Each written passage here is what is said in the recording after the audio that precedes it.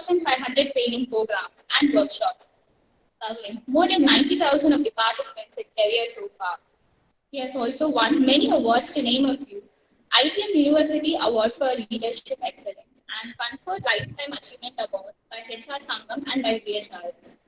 His other achievement includes featuring in 8 TV commercials and also participated in international notability across various countries and many more. It's an honor to have you here, sir.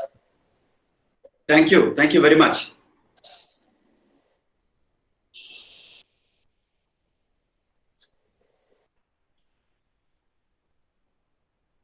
So we can start. Yeah, we can start. Thank you very much for your gracious introduction. And I'm indeed very happy to be here and to be participating in this webinar series. I understand this is the last in the series. So I have got the slog overs to bat. These are slog overs, and being the last webinar, I would like to give you my best. At the same time, I am also very happy to be addressing some of the faculty members as well as MBA students who are witnessing this webinar. And not that DG Vaishnav is a stranger institution to me. I have been associated with DG Vaishnav perhaps for the last over 35 years in various capacities, off and on, and particularly the School of Social Work and the Department of Human Resource Management I'm referring to. So it's indeed a pleasure for me, and it's always a privilege and an honor to be talking about HR as a function. And HR function is what made me what I am today. And I am ever grateful to this line of specialization in management. And I will ever be grateful and remain indebted to that particular thought of mine, perhaps 42 years ago, when I decided to quit my bank job in Mumbai and apply for an admission to the prestigious Tata Institute of Social Sciences, Mumbai. And so therefore, I always remember that day. I always remember that thought. I always remember to be ever grateful to the Almighty and to my fate for giving me that inspirational thought to pursue a career in human resource management. Whereas I would have perhaps ended up as a banker or as a non-HR professional. So with that gratitude, I would like to start my presentation to you, dear participants. So welcome to the webinar, and the topic given to me is COVID-19 impact for future managers with specific reference to HR. Let me make a disclaimer at this stage. The disclaimer is that COVID or no COVID, HR will continue to remain what it is. HR will continue to stand for what it stands for. And therefore, in the most part of my presentation, I would actually like to be talking to you about HR and the impact that it can create for an organization, and deriving out of that, what is the role of managers going forward in the future, post-COVID and things like that. So that is how I would like to make a presentation, because I don't want to make out a case that HR during COVID is different from HR after COVID and things like that. So COVID or no COVID, COVID is a crisis, and in future also we will continue to handle such crisis. In the past, we have handled several such crises, and HR and several other functions of management have come out winners.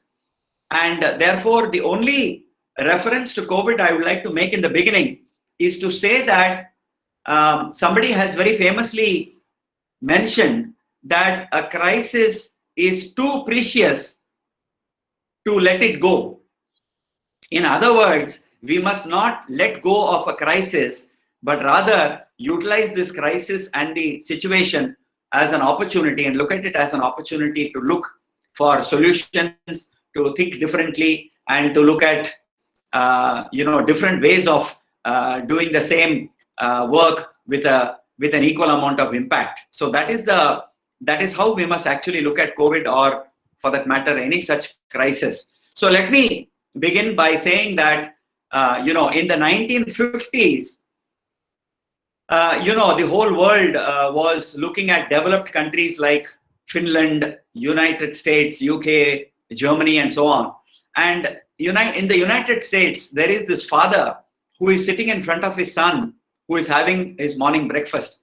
And he says, "Son, be sure to finish your breakfast or dinner. There are children starving in China and in India." Just see, this is a very old caricature and a cartoon.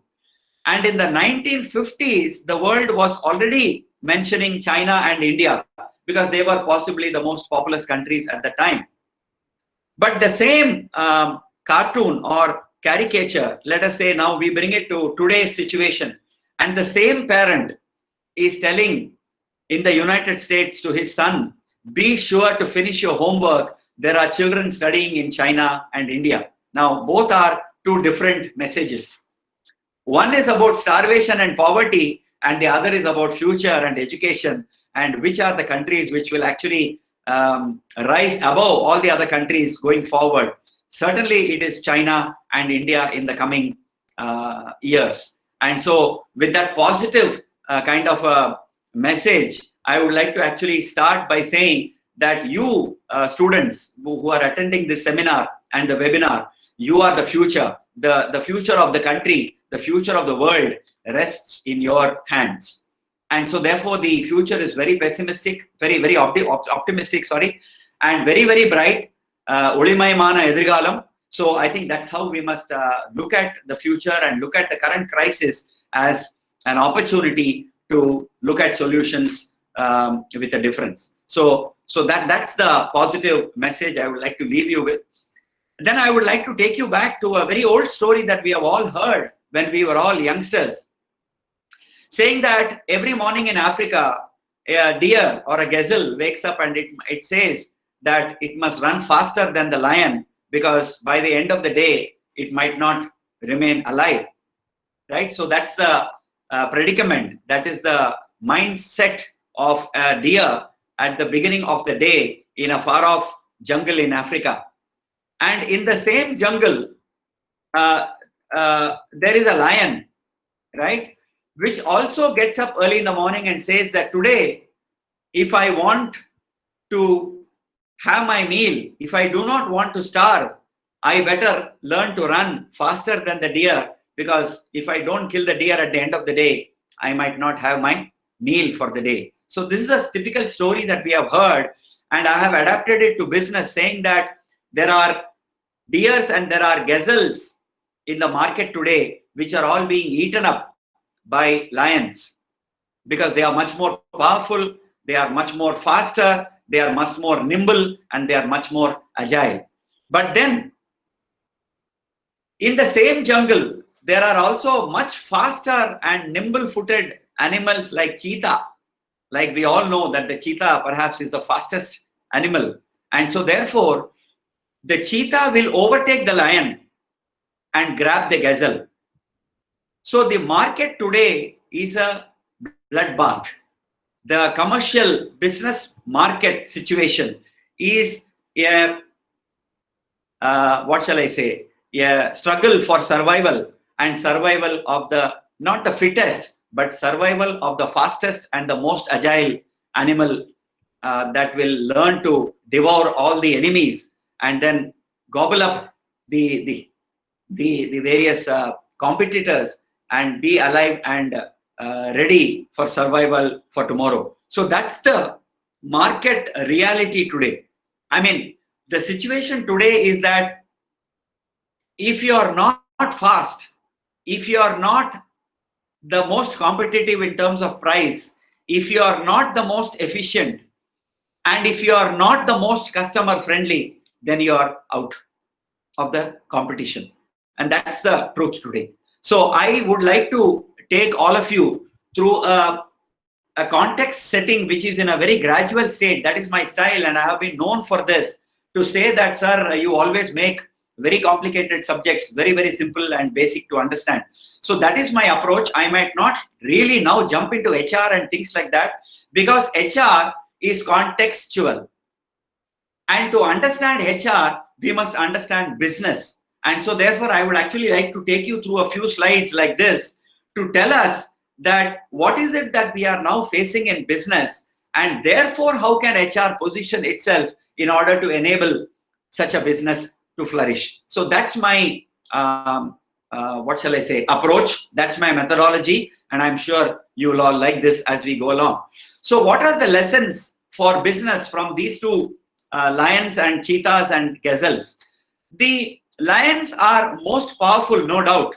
They are also considered to be the king of the jungle. But today, strength alone is not enough. What is needed is speed along with strength. Now, when we say speed and strength in a business context, it means what is referred to now today as a business jargon. I don't use much jargon, but still, as MBA students, you must still know what some of these current terminologies are. So an organization must be agile. To be agile and nimble, you must be like the cheetah in terms of speed, but you must also be like the lion in terms of commanding respect, in terms of response, in terms of taking responsibility, in terms of being regarded with a certain amount of stature in the marketplace. So a company like, let's say, for example, an Asian Paints or an HDFC Bank, now they command a certain amount of respect, not because they are very big, but because they are exceptionally efficient in business. And they are so customer friendly that they always reach out to the customer and give the customer what the customer wants. And that is the secret of a company which can, succeed in the market, not just survive, but succeed in the market. So these are the lessons from the cheetah and the lions of the jungle. Now let's move on. Look at some of the companies in India. I don't want to talk about, Google, and I don't want to talk about Amazon, because we should talk about made in India, make in India, and we should talk about Indian companies. Look at, for example, look at from the bottom, Murugappa Group, with which I was myself involved. Then you have the Adanis and the Shapurji Palonjis and the Gammons and the HCCs, which are all small companies, but they have given a run for their money to larger companies like Larsen and Toubro, of which I was a part. So Adani, now I'm not looking at any political or any such other angle. I'm just looking at a company which just came out from nowhere. Adani is a company which is making a lot of eyebrows go up because of their speed. Like the cheetah, they are really moving fast in order to look at airport construction and airport development. What shall I call it? Edible oils, and then of course port management and shipping industry and so on. They just came out of the blue, and literally they have now kind of straddled the entire industry. Look at Jindal Group. Look at some of the PSUs. For example, ONGC, Indian Oil, Bharat Petroleum, NTPC. Look at Neyveli Lignite Corporation, which is now called NLC India, which is right here, very close to our Chennai in Neyveli. What a company. I mean, these are all doing extremely well. Look at some of the pharma companies, Sun Pharma, Biocon, Glenmark, Ranbaxy. Look at Reliance Group, particularly the Mukesh Ambani Group. Look at Jio, what it's doing in terms of getting, participation from, several international big companies. Look at the Bharati Group, the Future Group, Pantaloon, Airtel.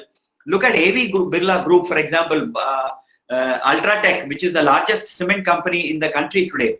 Birla Novo, Hindalco, and the Tata Group. Needless to say, TCS is a kind of a behemoth. It is number one IT company. The Taj Hotels, we have all seen those famous film which came about after the terrorist attack in the Taj hotels in Mumbai, and how it's a phenomenal management lesson. And there is a Harvard professor who has made a case out of that episode, and it is available on YouTube. We can all go and watch. Tata Motors is a company which is again kind of bounced back and come back into being highly profitable and makes a lot of waves in the industry. Larsen and Toubro, one of the largest construction and infrastructure company in the country, which is not owned by any individual, which is not owned by any industrial group. It is the only professionally managed, publicly listed company. I was so proud to be a part of L&T. I will give you several examples as I go along. And of course, the IT majors like TCS, Mindtree, Cognizant, Wipro, and Infosys. These are all phenomenal Indian companies which have been nimble, which have been fast, which have been strong, which have had a stature, and which have won the respect of the Indian population. Now, let us look at quickly the changing scenario. I mean, obviously, COVID is on top of everybody's mind. It has changed how we think about our life, how we think about our personal life, how we think about our business, and how we look at health and welfare and things like that. So COVID has really impacted everybody and everything. And so therefore, there is VUCA in every sphere. In case we are not aware about VUCA, it's an acronym for volatility, uncertainty, complexity, and ambiguity. So these are the 4 challenges that any manager has to kind of address in his or her daily managerial life. And so we face VUCA all around us. And whether now we go on to industry and commercial area, where there is a huge change, there is a lot of technology involved. We are now coming into industry 4.0, and we are now seeing the application of artificial intelligence even in a very mundane work like recruitment and selection. So forget about artificial intelligence in internet search engine optimization and in banking operations and so on. But we can see in robots, even in application, even in HR and in banking services and in regular customer interfaces, etc. So the writing on the wall is that the Indian industry and globally also is getting kind of impacted by several global factors. And today COVID has impacted industry as well. And so therefore today the Indian industry particularly is now slowly kind of getting up on its feet and trying to see what can be salvaged out of, let's say, the first quarter that has already gone without any major value addition. We are also now seeing the impact of globalization. There is now a move to de-globalize. So there are several things happening all around us at the global level and as well as at the local level. And so as HR managers or as MBA students, we need to keep our antennas open and be aware of what's going on around the world, and not just in our chosen field of specialization, whether it's marketing, operations, finance, or supply chain management or HR and things like that. We need to really understand the entire gamut of operations that are happening, the dynamics of factors which are impacting each other, and see the various parameters that are getting impacted across the world and so on and so forth. So the last one, of course, is that it has impacted the HR as well, in the sense that HR is now looking at a role reconstruction, meaning that HR is now has to move out of a lot of operational matters to more of tactical and strategic issues. Because as you know, professors are there, I don't have to tell them, but the students will like to know that there are 3 levels of operation in an organization. One is called as the operational level, where we do and make things happen, and that's where the execution happens.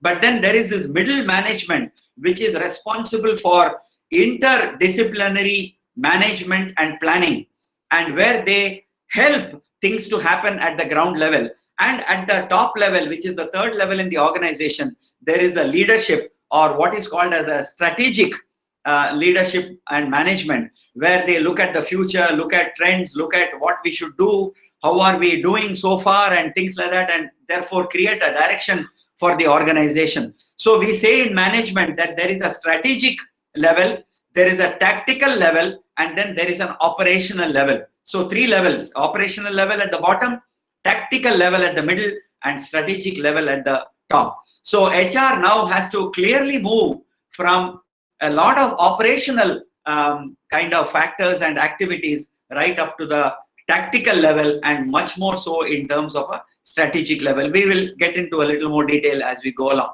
So this is just to say that the whole world is in a traction. I mean, there is a complete turmoil. There is a turbulence. There is a, let's say, a kind of a movement, constant movement, some of it positive, some of it negative. And so we really have to kind of understand what is going on outside of the organization in order to be able to plan well what we have to do inside the organization. So I think that is the purpose of this slide, that whether it is HR or finance or whatever function, management has to constantly factor in the outside factors into the organization. That is why we say now, even big pundits like Dave Ulrich the other day in a webinar have been saying that from an inside out perspective, we have to move from an outside in perspective, which means that we have to factor in a lot of external parameters and factors and changes and implications and dimensions which are across outside, and these have to be factored in to the organization to see what is it that we need to do for our people and what is it that we need to do for our business, so that we can continue to sustain at current and even better levels. So we move on to the next slide, which is to talk about 7 let's say commitments that any organization must make, not only for its survival but for its growth and sustainability. Now, if an organization does not, let's say, focus on these 7 key parameters, then I think we are not talking about growth. We are not talking about sustainability. And so therefore, we are talking about sustainable businesses. And so therefore, what are the 7 commitments that an organization needs to make? We'll quickly move on with this. One is operational excellence, which means that there is no room for compromise of quality anywhere. And that is why I'm sorry to come back to this point. I should not be doing this, but I'm tempted now to say that at least at my personal level, I would like to follow this operational excellence model. And that is the reason why I made that comment at the beginning about somebody not, presenting himself or herself,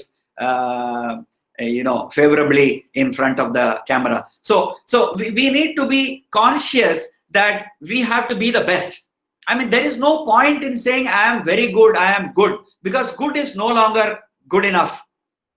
That's what pundits are saying, and we are all seeing that. Pundits need not say that, we are seeing it for ourselves, that good is not good enough. The second, now how can we achieve operational excellence if we don't have performance orientation? So performance means doing the work which is given to us with the highest level of standards, and in such a manner that when we do a job, we give our 120%. We don't want anybody to say, hey, you have done a good job. We want people to say, hey, you have done a fantastic job. You have done a very good job, right? And how can we do our jobs much better and better? Only by innovation, by continuous improvement. I think there is this movement which was very popular in the 60s and 70s and a little into the 80s, called the total quality management movement, which was gifted to the world by Japan. Now, in Japan and in Japanese and in TQM parlance, we have to make a Kaizen every day. A Kaizen is an improvement every day. Now, so therefore the question to be asked is, are we doing things better today than yesterday? Right? So that means we are on a constant mode of improvement and learning. And so what is innovation? Look at Samsung, look at LG, look at, anybody for that matter, good companies. They are constantly coming up with new products, new designs, new versions, new features, new shapes and sizes. Today I see that a Samsung Galaxy has actually introduced a flip camera. Of course, it's very, very expensive, but they have come up with a flip camera which can be folded and kept in your shirt pocket and things like that, a small square kind of a thing. Now, So that's, and Sony used to be known for its innovative capabilities and things like that. So every company, even a bank, an HDFC Bank, look at Asian Paints, look at anybody for that matter, any good company which is giving you value for money, I think they keep on improvising and giving you improvements every time, right? And all this, first three, operation excellence, performance orientation, innovation, you will have to do it very fast, unfortunately. There is no luxury that I can do it after 5 years, 10 years, 2 years, 6 months, and so on.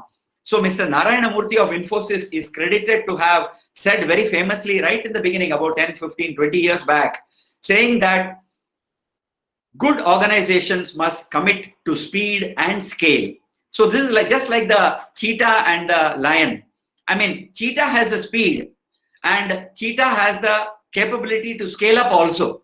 Because I didn't realize until I went into details that a cheetah can actually climb up a tree, which a lion cannot. So it can actually keep its prey on top of a tree so that nobody else can, come to share its hunt, right?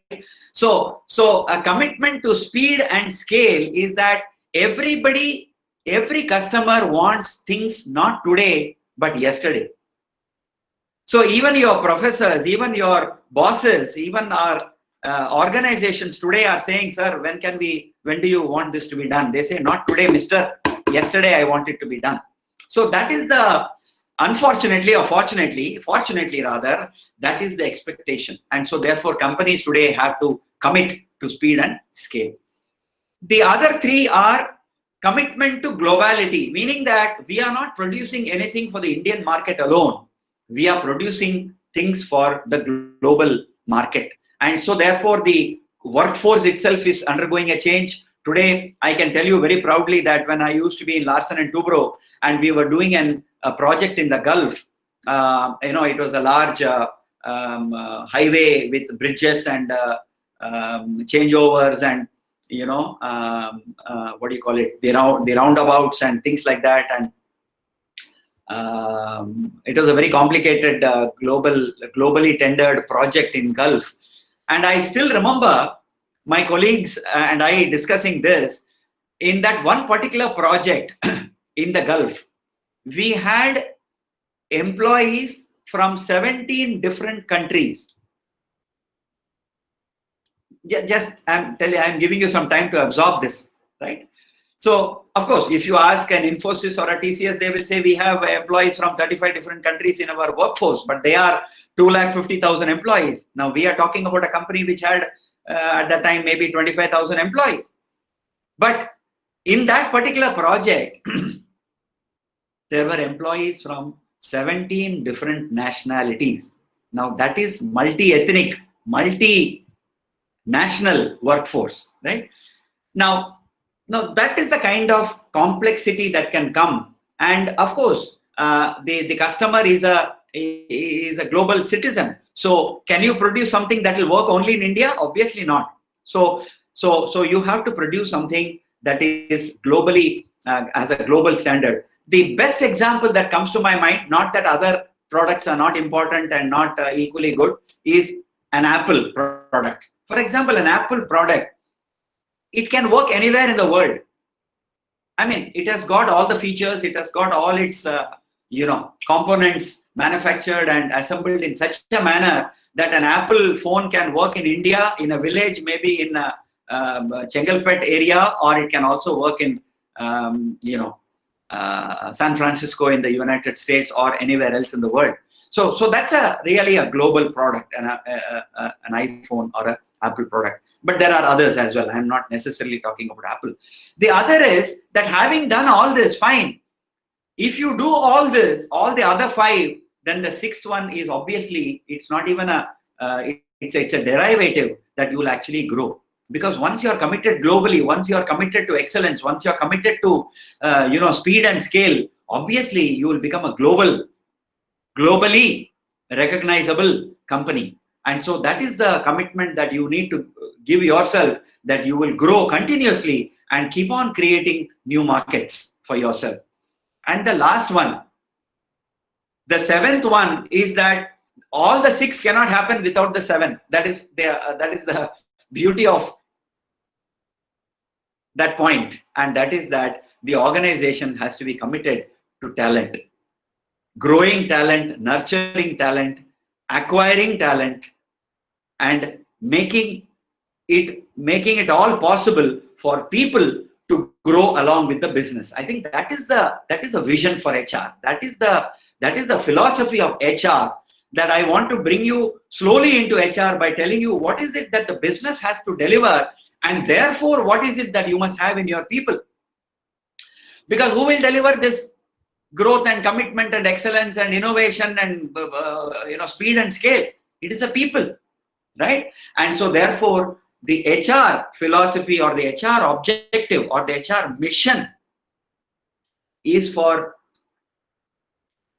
making it possible for the organization to acquire the right kind of talent, to provide the right kind of environment for the growth of talent and the development of talent, and therefore the talent makes it possible, the human assets make it possible for the company to deliver the remaining 6 commitments, which is to make it into a globally competitive company.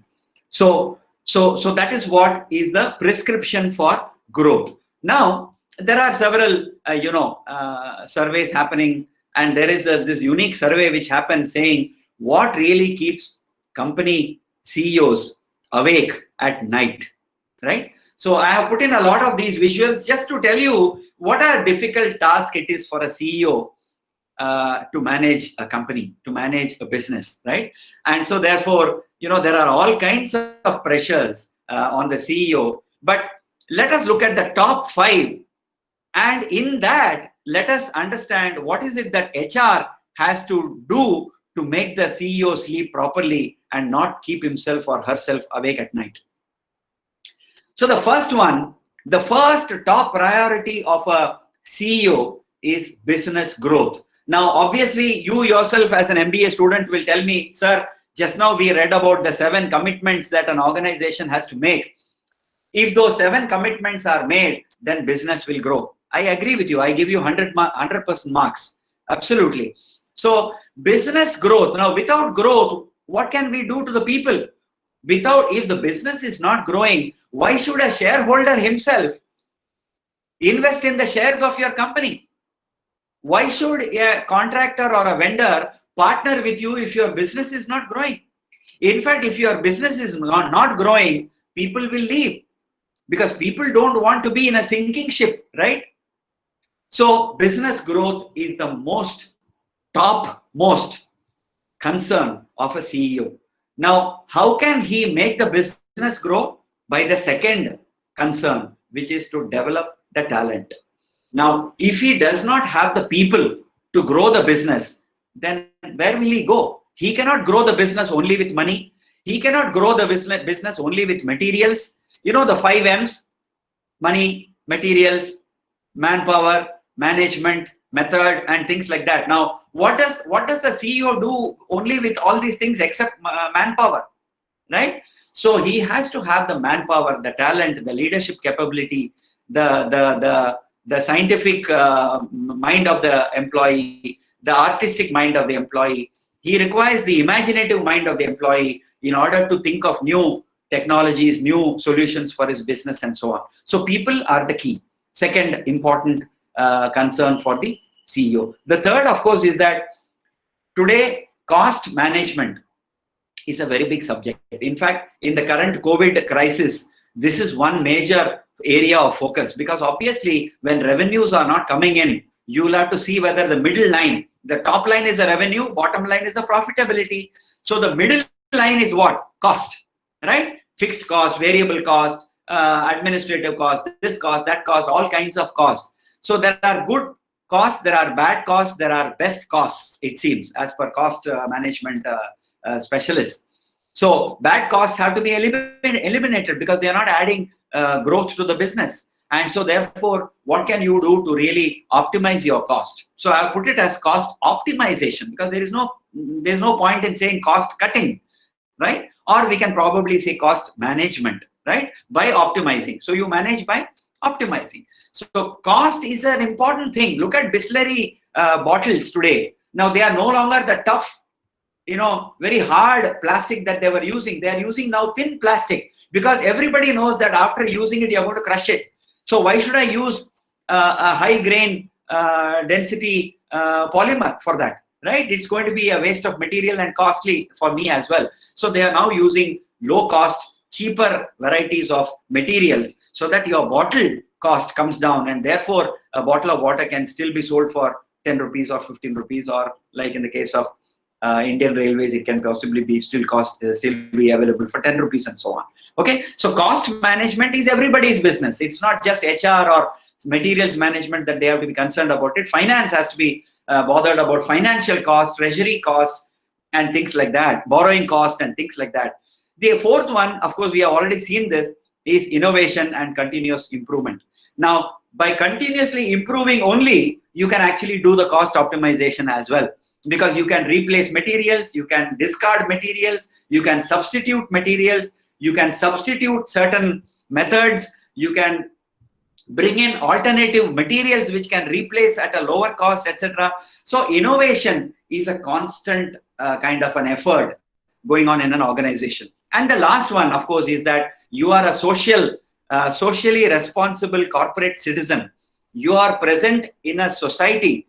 Business is part of society. And so I don't want to call it CSR and things like that because it's a very narrow terminology. Government regulation and compliance. Today, the government is coming down very, very seriously and severely on companies which are not good on adherence. And today, employees, future or probable employees are also looking at organizations saying, am I going to join a company which is well regulated, which has got corporate governance, which has got a good board of management, which has got a good leadership, which has got a good balance sheet, and which is also good on government compliance?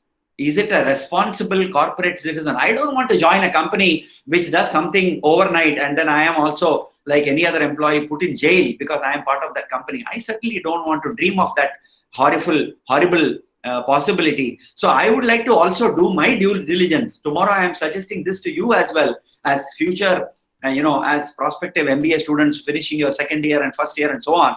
When you go actually to look for a job, of course, we might have to take what is available, but the point is that at the back of your mind, this question should also come about, saying that, am I really joining a company which is a responsible company, which is a sustainable business, which is a well-regulated and a well-governed organization? So these are the 5, let's say, challenges which a CEO has to spend sleepless nights on, because if these 5 things are not got properly, then I think he himself will be under a questionable position going forward. So in his own interest, he would like to see that all these 5 are like 5 different balls which a magician will juggle, so that none of them fall down, but all the 5 are constantly kind of moving in his hand, constantly in a state of motion, at the same time in a state of balance. I think that is the real difficult job of a CEO in today's organizations. And as I said, these are the examples of some of the very well-run companies, which is again a repetition of what I did earlier. Yeah. So this is my definition. So what is an organization? I just blanked this slide for a moment. What is an organization aiming to do by doing all these things that I have spoken about? At the end of the day, a company wants to gain competitive advantage. Now, one major competitive advantage is the people itself. One major competitive advantage of the company is a brand. One major competitive advantage of a company is its culture, the way it manages its people vis-a-vis the business. One competitive advantage of a company is its leadership. One competitive advantage of a company is its unique product and features and the solution that it offers to a customer. So I have defined competitive advantage in a very, very simple and a very, very straight manner. And that is that if anybody, anywhere else in the world can produce or create a cheaper and a better product, service or solution and deliver it faster than you can, then you have lost the business or the competitive advantage. I hope this makes some sense in a very simple way. I have not used any jargon by saying leveraging your solution or value added delivery and all of that. I have just said if anybody anywhere else in the world, obviously it can be in China, it can be in United States, it can be in Vietnam, it can be in Israel, it can be in Bangladesh, which is giving a run for money to India as well in garment manufacturing and things like that. If anybody anywhere else in the world can produce or create a cheaper and better product, service or solution and deliver it faster than you can, then you have lost the competitive advantage and the business. Yeah. So this is what should be the prime mantra for any MBA or any student in any functional field, including in HR, to have in his mind, in her mind, right? That I must constantly strengthen the competitive advantage.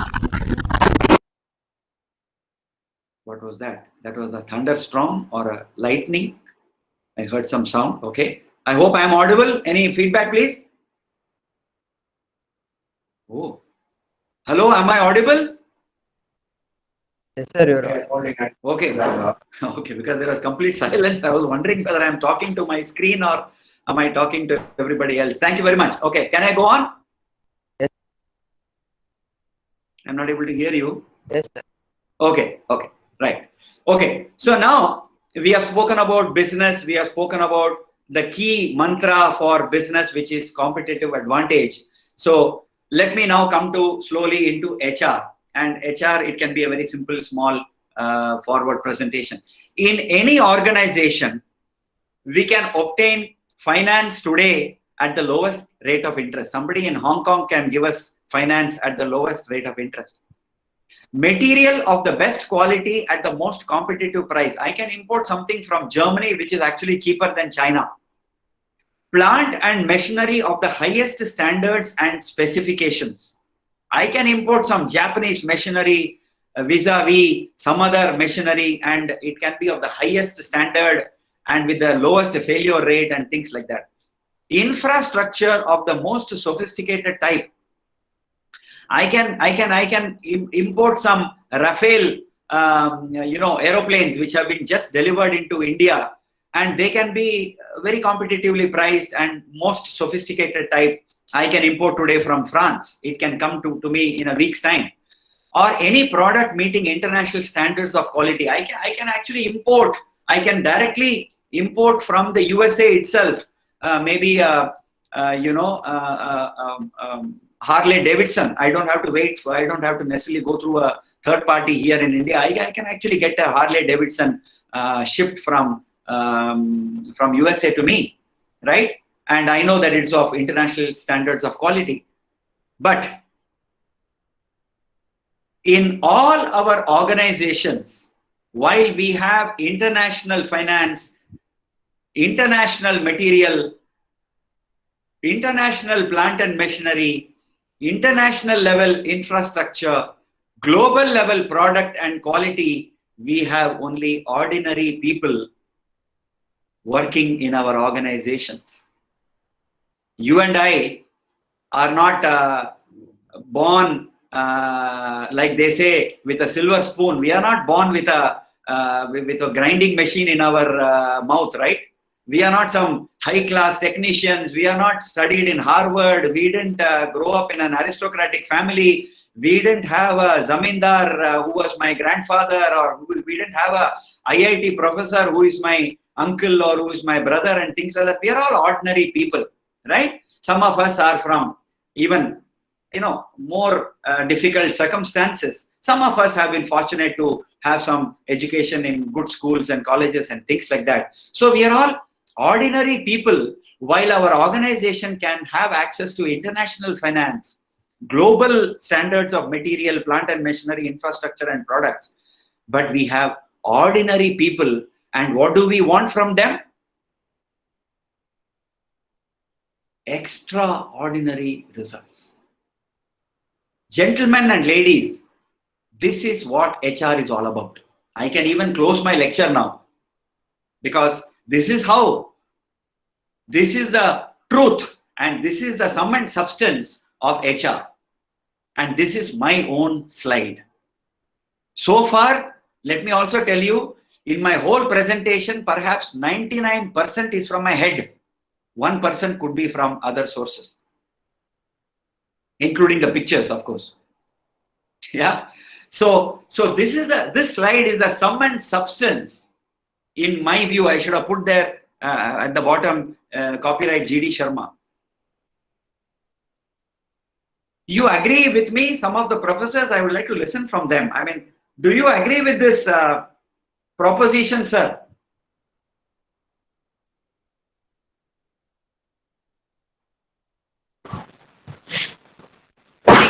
Yes, sir, we agree with you. Yeah, No, we no, no. agree with you. I don't want you to say agree because I asked you to agree. Right? Hello? Hello? Yeah, professor? Yes, sir. Yes, sir. Yeah. Okay, it's okay. No, I didn't want them to agree just because I'm asking them to agree, because that is the last thing HR also should do. Just not agree because somebody asked you to agree. But in my very humble view, I mean, after 40 years of experience, I can tell you that this is the biggest and the most important challenge for HR. How do we make ordinary people from down south villages of India where we recruit, or a TVS company which goes into the villages and recruits, or a Tata hotel, Tata Taj group of hotels which actually recruits high school students, not because of their grades but because of their upbringing. They actually go and interview the teachers, saying that who are your students who give you the most respect. We don't want you to tell us who is your topper in the class. We want you to tell us who is your student, who are your students who give elders the respect, who respect their parents and who obey them and treat them like parents in their house. You please identify students for us who are of this type. And those are the people today who have saved hundreds of lives when the terrorist attack happened a couple of years ago in the Taj group of hotels in Mumbai. Students of MBA, kindly go to YouTube and search for this YouTube presentation, a video presentation by Professor Dr. Rohit Deshpande of Harvard Business School, who has made a case study out of this Taj group of hotels when they had this terrorist attack, and the lessons that there are to be learned from that particular situation and episode. And they went into research to find out what is it that made these employees of this Taj group of hotels behave in such a manner that they sacrifice their lives, they put their lives at risk to save the lives of customers who had come to spend an evening in their hotels, including the top management team of Hindustan Unilever, who had gathered there for a dinner, for a dinner, 7-course dinner, right? So you can read all this. I use that film in my sessions to say that what is it that makes ordinary human beings, 10th standard high school students who might have failed, who are not class toppers, but who are human beings with values. And we want such ordinary people in our organizations. We can't recruit everybody from Harvard and IIT and from IIMs. We can recruit maybe a handful. We can recruit 5 MBAs from IIM if there are 2,000 employees in my company, like I did in many of my companies. But we want these ordinary people to achieve extraordinary results for their companies. That is HR. That is what HR can possibly make happen. And that is the sum and substance of HR. Now, how you do it, of course, is a big subject, and that's why you have to do a 2-year MBA program in HR. So I'm actually pausing at this slide. I'm actually got several slides behind, but I'm just wondering that perhaps have I come to the end of my presentation, right? So anyway, so let me now quickly move on. So where does HR fit in? See, so this is how an HR person wanting to be an HR professional, an HR aspirant from out of your MBA students, I'm sure a handful of them will like to specialize in HR. I'm sure there are people sitting there out there feeling like that. Now, so therefore, for those kinds of people, as well as for others who have taken operations and other such specializations going forward, everybody has to understand where does HR fit in, because HR is a subject which touches everyone's lives all the time.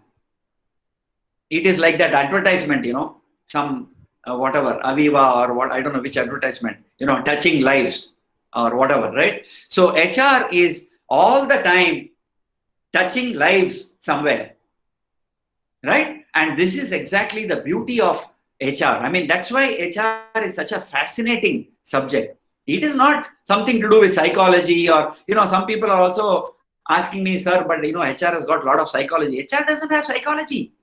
If you have an HR appreciation of psychology, then yes, obviously you can appreciate things much better. But then that doesn't mean everybody has to have psychology background, right? I know of finance people who have converted themselves into HR. I know of materials management and supply chain people who have been into HR. I know of people who have been into operations management who have switched into HR. And I know myself of several people whom I have given an opportunity to come into HR from other functions, and they have done extremely well. There are several such examples in front of my eyes. So HR really is a very, very, very fascinating subject. Now, when we go into HR, again, I'm not going to get into HR right away, right? Saying HR therefore comprises of all these functions and so on. No, I'm not taking an MBA class, right? I am wanting to give you an appreciation of HR and what it can do in an organization and what it must do in an organization. So let me talk about a little bit of not psychology, but basics of a human being. I mean, we all have aspirations, right? As human beings, we all have aspirations. We want to educate ourselves. We want to educate our children. We want to earn and be a means of livelihood for our family. We want to be the sole breadwinner for our family. I know of employees who have said, I am the first engineer in my whole village, sir. I am the first chartered accountant in my whole, community or whatever, and things like that. So very, very proud people who have done their education. They have been a source of livelihood for their family.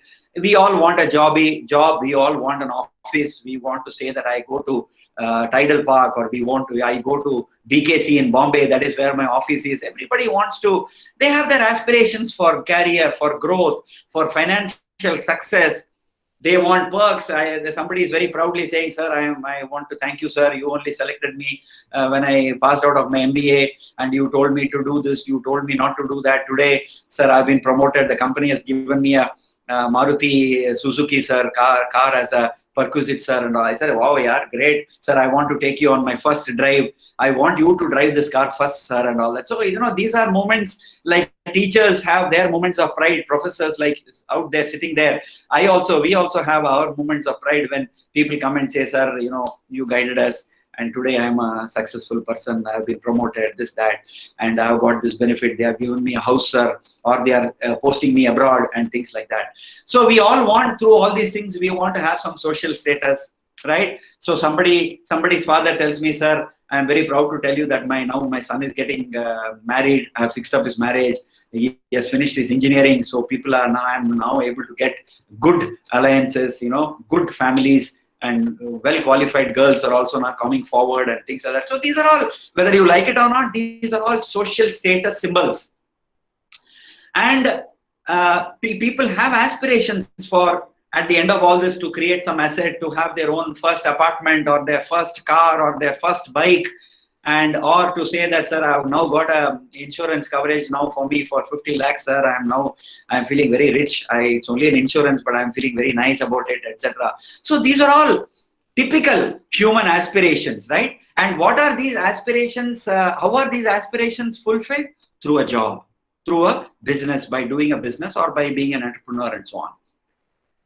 Now, all this also has a social dimension. While we have aspirations, we are part of a family. We have friends, we have relations, we need to belong, want to be included in this society, we want to be part of that WhatsApp project, we want to be this part of Facebook page, I want to be friends with so and so, we want well-being, we want wellness, we want to feel good, we want a balance in life.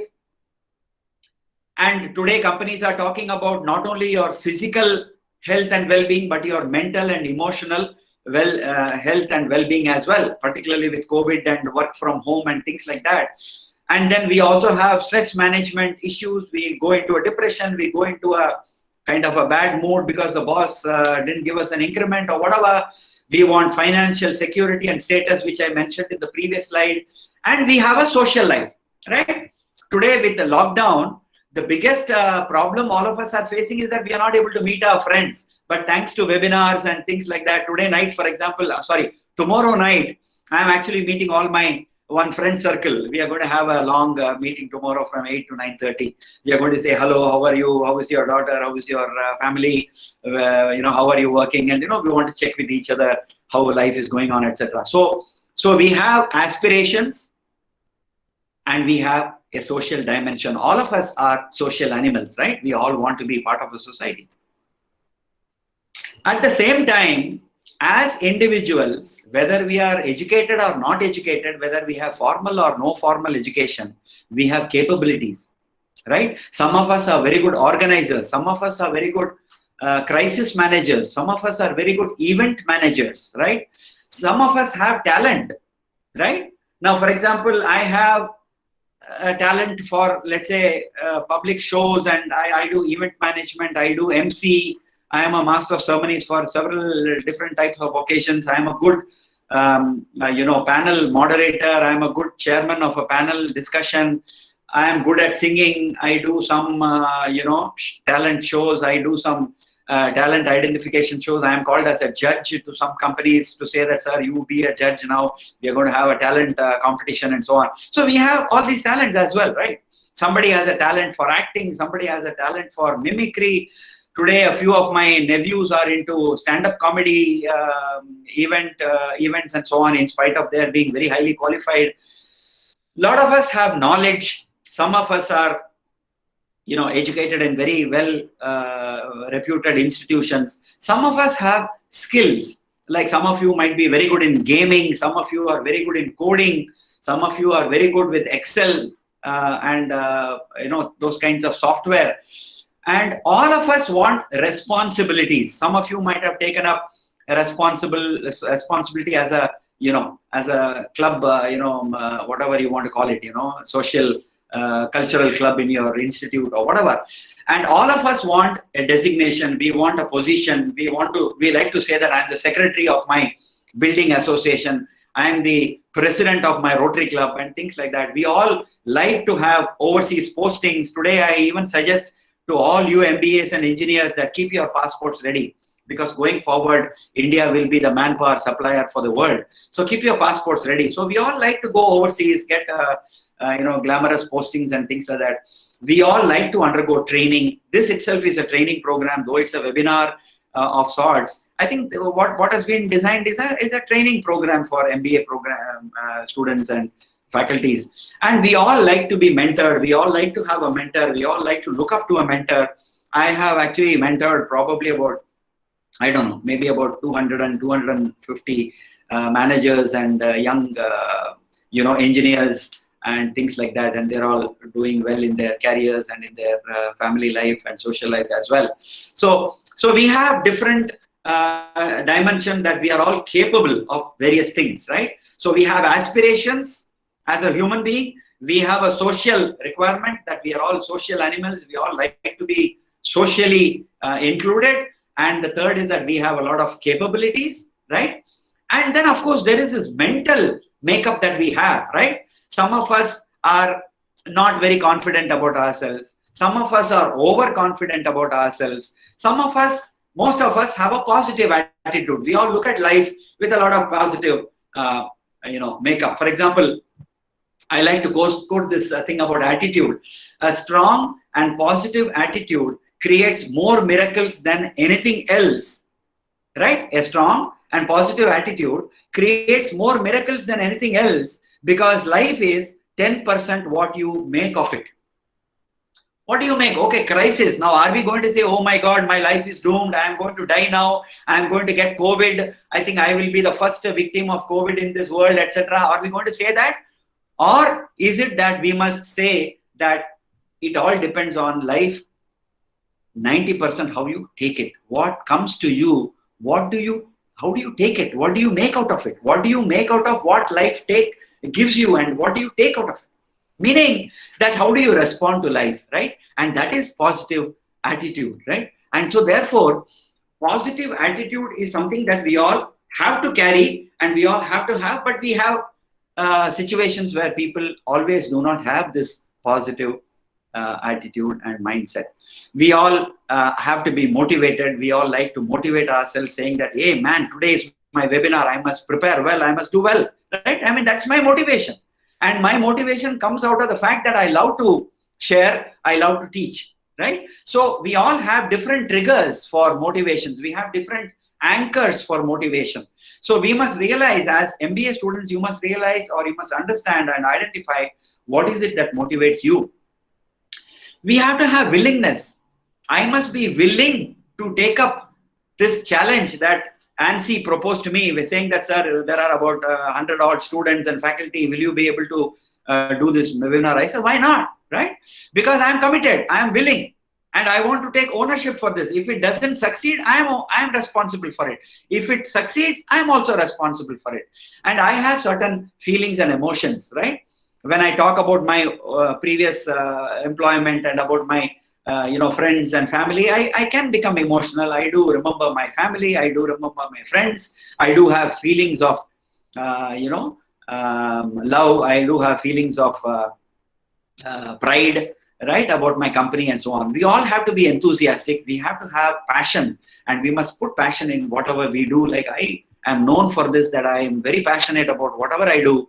And even if it's a mundane job, let's do our jobs and chores with a lot of interest and passion and not crib about it. And I must have pride in what I am doing. I am very proud of speaking to you. I am very proud that I am actually able to help some of you guys, if at all, you find this very useful. And then finally, we have conflicts. Like, should I do this? Should I not do that? Friends, Romans and countrymen, to be or not to be? That is the question. It's a famous, dialogue or a quote from a literature, right? So to be or not to be, should I do this? Should I not do that? Should I go there? Should I not go there? Should I say yes? Should I not? Should I say no? So these are typical conflicts which individuals have to manage. And so this is something, again, we have to remember. So let me recap. Individuals have aspirations. Individuals have a social dimension. Individuals have capabilities, and individuals have a mental framework, right, from which they come. Sometimes they may be positive, sometimes they may be negative, sometimes they may be confident, sometimes they may be diffident, right? Sometimes they may show ownership, sometimes they may shirk ownership, right? And then, of course, we have seen this. And then there is this another attitude, a dimension of human beings, which is that we don't want to be seen as a failure, right? We want to be seen as, hey man, hey, you have done it here. As always, fantastic job you have done. I mean, and that is the expression I would like to hear. Sir, as always, sir, this is how you'll always do. This is what we have expected, and this is what you have delivered. That is something I love to listen to. Now, that comes from a again, kind of a spring in your heart and in your mind, that I want to be an excellent in everything, right? I want to be part of an excellent team. I have an ambition. I want to grow. I want to be successful. I want to fulfill myself, sir. I wanted to write a book. I am going to start writing a book, sir. Somebody has told me. I have also been telling a few people. And we are all creative. We can all think of very creative solutions for our problems, right? And we all also take ownership. We have to be looking at individuals positively. These are all positive attributes. Now, there are negative attributes on the other side, agreed. But HR would like to look at and recognize that people are all capable of all this. They are capable of performance. They are capable of skilling themselves. They are capable of learning. They are capable of unlearning. They are capable of taking ownership, and they are capable of achievements, right? So this is what a human being is capable of. This is a human capability. And so you can all almost guess what am I driving at, right? So I spoke about that humans have aspirations, that humans have a social dimension, that humans have a mental framework, that humans, strive for excellence and things like that. So what does HR have to do? I mean, it's a foregone conclusion, right? And then finally, all these human beings who are all ordinary people, but who have got all these aspirations and, wanting to do excellence, have to work in business, right? I'm not talking about man management or employee relations or HR in a Rotary Club kind of a situation. I'm talking about business organizations. We are MBA students, right? Master of Business Administration, right? So we have to talk about business. So in business, we talk about profitability, productivity. I don't have to explain all this. Efficiency, products and services, global quality, branding, business excellence, innovation, continuous improvement. And companies want to get listed. They want to be ranked among the top companies in the world. We want to have a global footprint and visibility. We want to have diversity in our workforce. We want an international flavor in our workforce, etc. So this is all about business. And where does business reside? In society. So in business, we have to demonstrate professionalism and ethical standards. There is management and there is leadership. I hope all of you as MBA students would also know that there is a huge difference between management and leadership. Management is at the middle and the bottom levels of the company. Leadership at the top level of the company is one way of looking at it. Management is about managing. Leadership is about tomorrow, right? So some people in the management would also rise up to levels of leadership. Some people in management will have to show leadership qualities, and some people in leadership will have to be good managers. So this is also the paradox of management, right? But anyway, there is a clear distinction between management and leadership. Then there is social responsibility. There is contribution to economy, because now we are also major contributors as business. We contribute to the economy. There is sustainability. There is environmental preservation. There is compliance. There is corporate governance. We have to be responsible corporate citizens, CSR, and community outreach. So from an individual, slowly I brought you to the business, and from the business to the society, right? So what is the vision for HR? The human resource management function must enable the organization to make ordinary people achieve extraordinary results. That's all. In a globalized scenario, it's a matter of sheer prudence that every organization needs to achieve extraordinary results in order to survive and grow. And for that, you have to remain competitive and grow. And for that, you require extraordinary results from individual ordinary people. So this, according to me, is the vision for HR, right? So at the end of the day, we bet on people, not on strategies. Now, many CEOs have said this, right? So it is not the strategy, it is not the 7S of a McKinsey framework, where strategy, structure, systems, style and everything is important, but it's at the end of the day, it's people, right?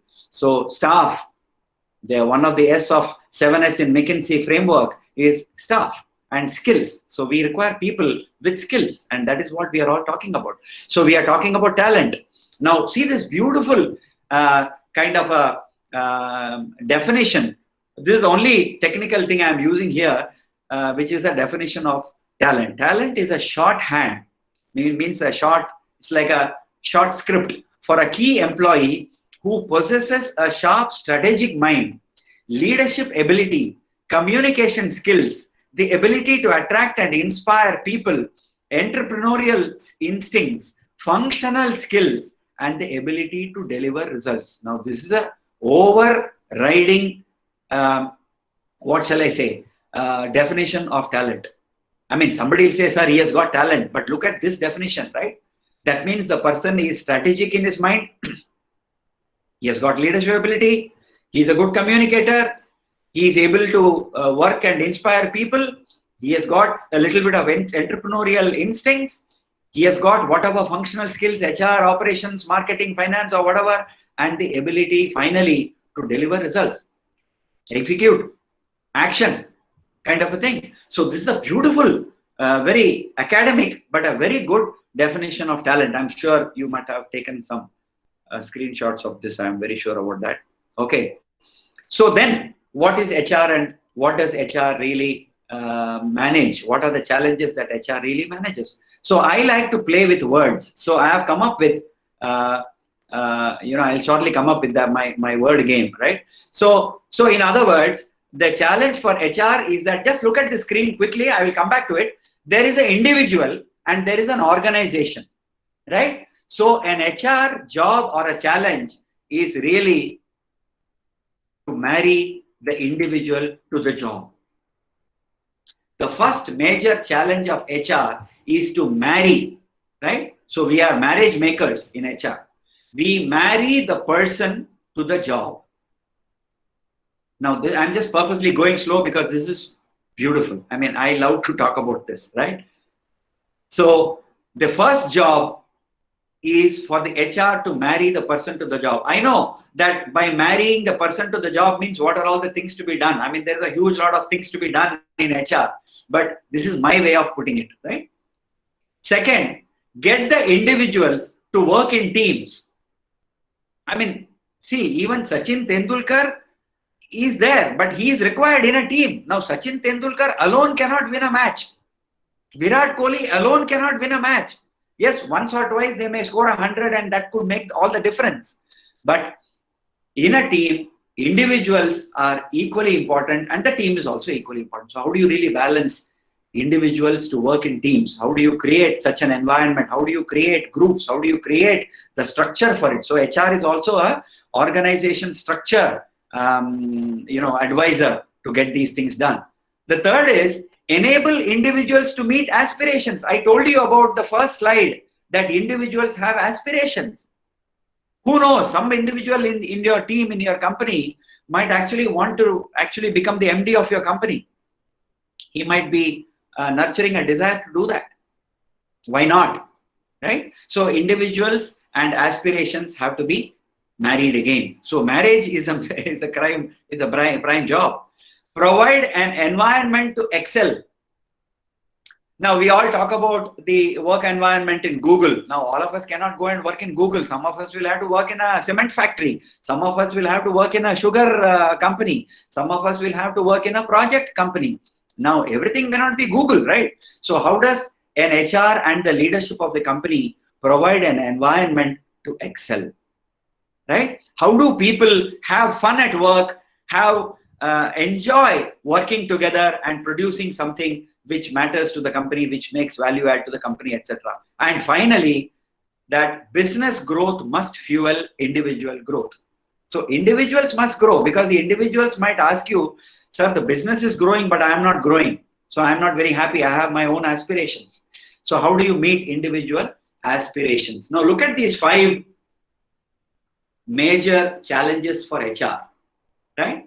Now, the biggest job is to get these 5 things up and running. For an HR to say that we are a major function, we are making all the difference to this organization, that we are making, we are enabling business to grow and the individuals and teams as well to grow within the organization. So it's a win-win situation, right? When the business is growing, people should also grow. People should be happy. People should feel excited that they're working in a company which is growing and so on. So now with this main slide, let me go back to the previous 2 slides to say what is the individual and what is the job, because that is the primary job of marrying both, right?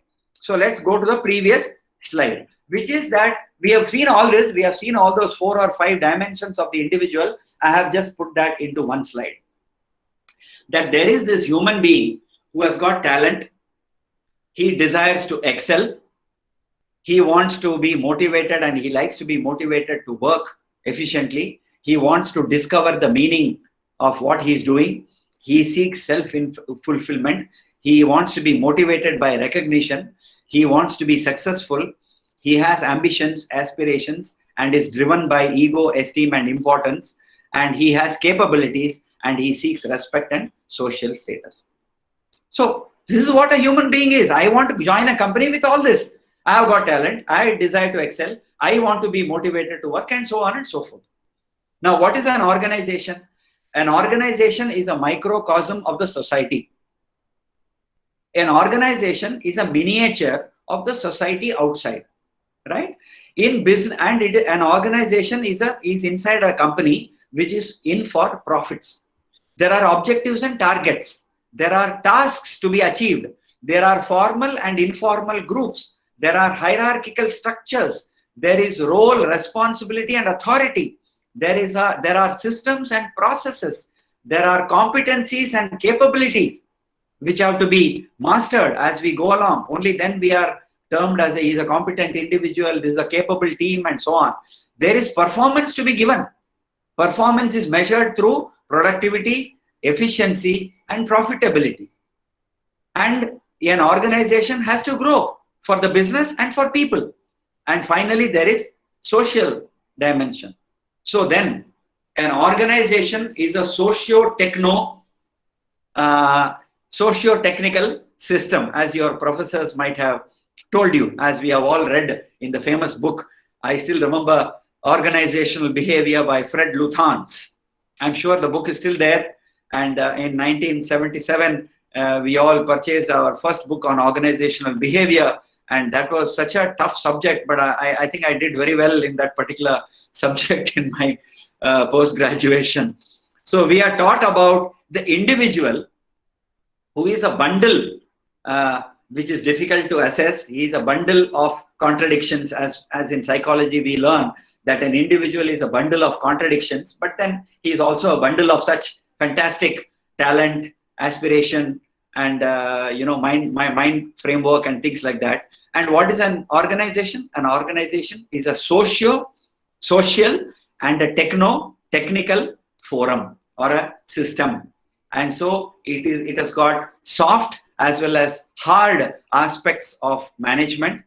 Hard aspects which can be measured, which can be transferred, which can be taught, and soft aspects which are very difficult to measure, which are very difficult to imbibe, which are very difficult to transfer, which are very, very difficult to understand and relate. So people and soft issues are all soft issues, soft aspects of the business, and that's why we talk about soft skills training. Sir, this person requires soft skills training. When we say that, it means that he has got requirement in the soft skills area, which means, motivation, leadership, team working, working in a team, self-confidence, and whatever, right?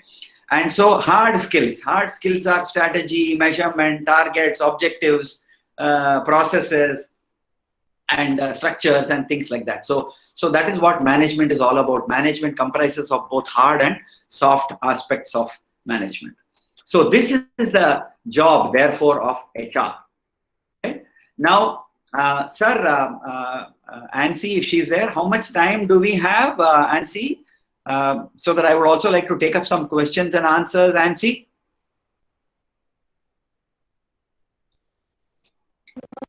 So we have time. You have tell me exactly, like measurement. Like tell me, you have 10 more minutes, sir. You have 15 more minutes. After that, we have 15. Yeah, we can take 10. Okay, so I will now quickly move on to simply saying that there are HR can.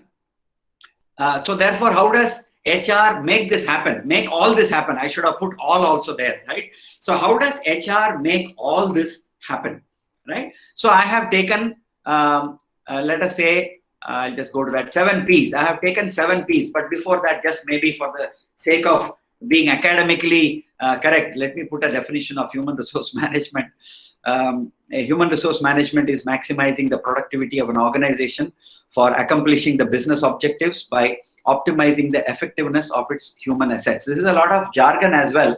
I'm not too fond of this, but yeah, but there are some key things, which is to maximize productivity, accomplish the business objectives of an organization, and finally optimize its human assets. I have not said resources, I have particularly put human assets, because people are really assets, and all other assets diminish, whereas human assets only improve and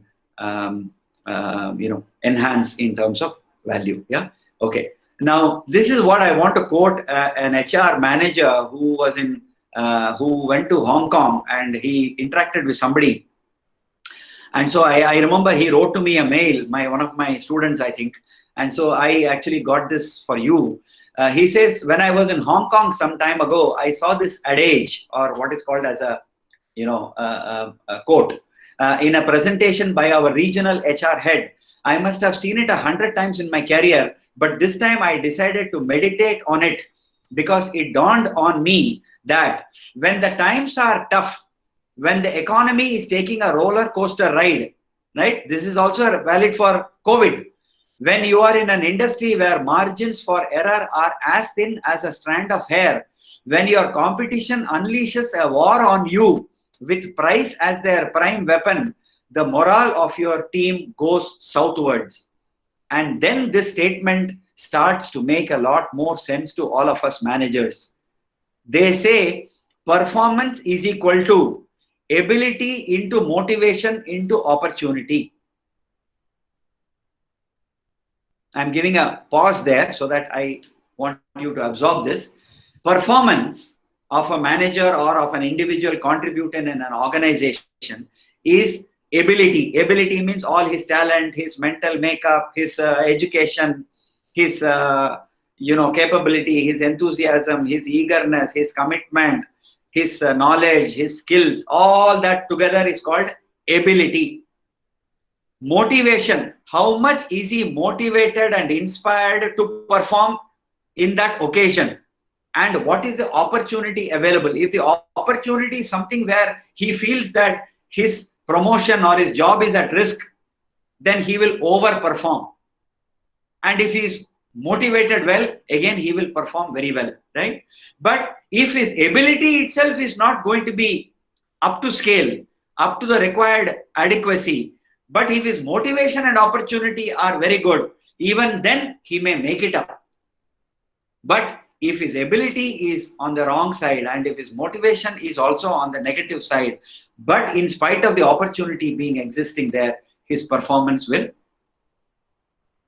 diminish. Yeah. So this is a very very catchy kind of a formula. Performance is equal to AMO, right? P is equal to AMO, right? So something like that, right? So as managers, we are all responsible for the performance of our teams. It is our job to recruit the right talent and then lead, facilitate, motivate, and develop them. So as a manager, your job is to really take your team along and help them to achieve the performance and the accomplishment that is actually needed. That's what is the simple way how a walking manager is actually talking about performance. Okay, so how does HR make all this possible? There are 7 P's, right? The first P is that, fortunately, unlike all other functions, HR is the primary function which is concerned with the purpose, with the vision and the values and the mission of the organization, right? Recently, in fact, just before the lockdown, I was invited by a public sector power company which went into a joint venture with Tamil Nadu Industrial Development Corporation for putting up a power generation company in Tamil Nadu. So they invited me to sit with their board members to actually evolve their organizational vision, mission, and values. We call it as VMV, vision, mission, and values, right? So this is like the charter of a Rotary Club, right? Why are you going to be in existence? What is the purpose of your organization? I mean, why are you here in the first place, right? So that purpose is the primordial reason for the existence of that organization. And so fortunate that HR is something like a custodian of that valuable dimension of the company. The taking care of the purpose of the organization, because this purpose is the one from which will flow the objectives of various functions in the organization and the objectives of various people working in the departments and in the teams and as individuals in the organization.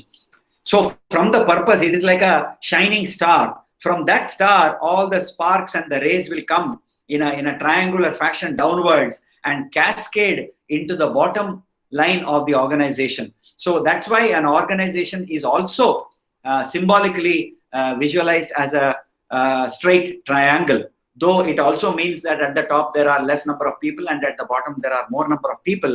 But the purpose also is that if you in an aesthetic manner or in a figurative way, if you look at a straight triangle, standing triangle or a pyramid, the top is a point, right, from which the light flows, and that is what is the purpose of the organization. Now, who will achieve the purpose of the organization? The people. So knowledge, skills and attitudes, as your professors might have taught you, ASK, right, or KSA as it is always called, knowledge, skills and attitudes. Knowledge is hard, skills are hard, attitude is soft, right? So you require a soft and a hard combination of these things in your people. Now, where will these people be doing their work? In various positions, right? So positions are roles in an organization which are designed with certain responsibilities and matching authority and capabilities. That a watchman or a security guard in front of an ATM has to have certain responsibilities, but he also have to have certain capabilities. Like he can't be a pot-bellied kind of a cop who can't even run after a school child, right? So he has to have the capability to chase somebody who might have done a mistake or a fraud. At the same time, he has to be alert and all of that, and he has to be physically capable and active and alert and all of that. Physically able-bodied kind of a person. So for every position, you have what are called as job descriptions and you have person descriptions. So a job is to be able to do all these things. These are all the tasks. These are all the objectives of these tasks, and these have to be achieved. For example, today morning, like I have to help my wife in the household chores. Now I have to clean my vessels. Now what does it mean? Cleaning your vessel is a task, but what are the objectives for that task? The vessels have to be spotlessly clean. I have to use some detergent or whatever, right? Kind of a medium to see that the oil stains and the other stains are gone from the vessel and that it is sparkling clean. And the other objective of the task is that I have to clean the morning breakfast vessels. I have to also clean the afternoon lunch vessels. I have to also clean the intermediary vessels which come in between, and they all have to be spotlessly clean. So the parameters of quality, the parameters of speed, which means that I can't keep the morning vessels right up to the night, because then it will start smelling, and that is not the purpose achieved. So every job has got a set of tasks.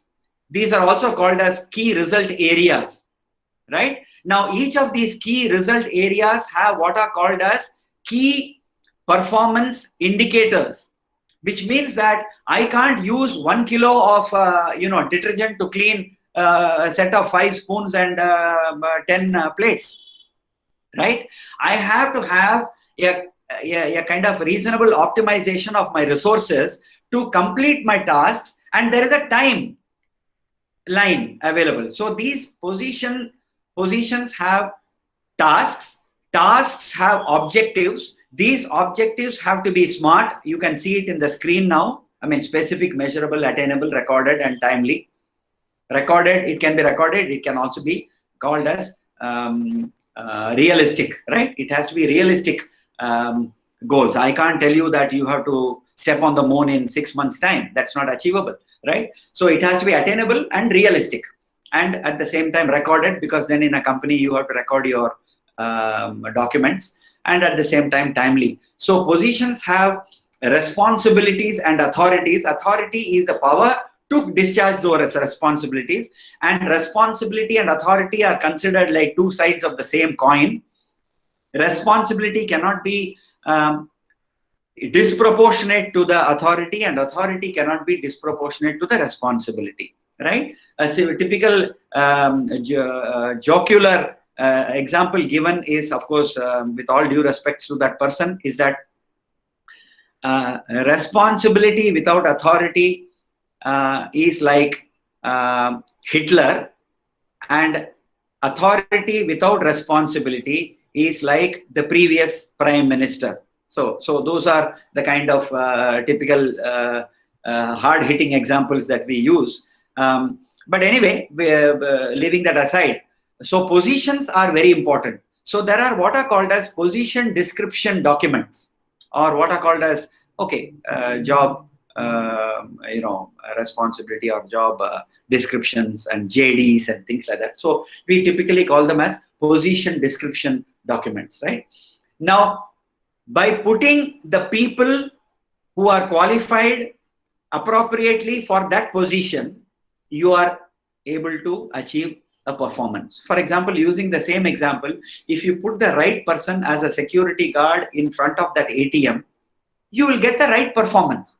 The occurrence of frauds and thefts and misuse will be much less compared to when a highly irresponsible and a highly misfit security guard is placed in front of an ATM, vis-a-vis a situation where a very well qualified, correctly tuned mentally person is positioned as a security guard in front of an ATM. I mean, there can be huge differences in terms of, or you take a policeman in a traffic signal, same thing, right? So performance is directly proportional to the extent to which the person is matched to the position. In other words, like they say in one of the Tirukurals written by Saint Thiruvalluvar, if you put the right person in the right job and leave it to him to perform with adequate amount of freedom and ownership and autonomy, you will get the results you expect. So this is what Tirukural has said many thousands of years ago. So where is the question of management students not reading it in the books, right? So you put the right person in the right job and you get the right performance. That's a basic funda of HR as well.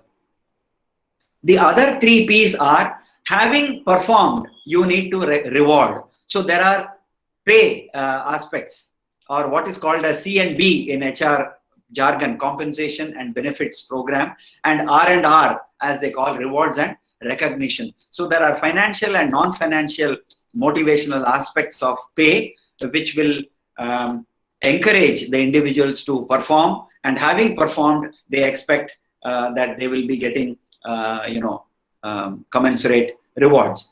Now, having performed and getting rewarded, etc., there is an individual.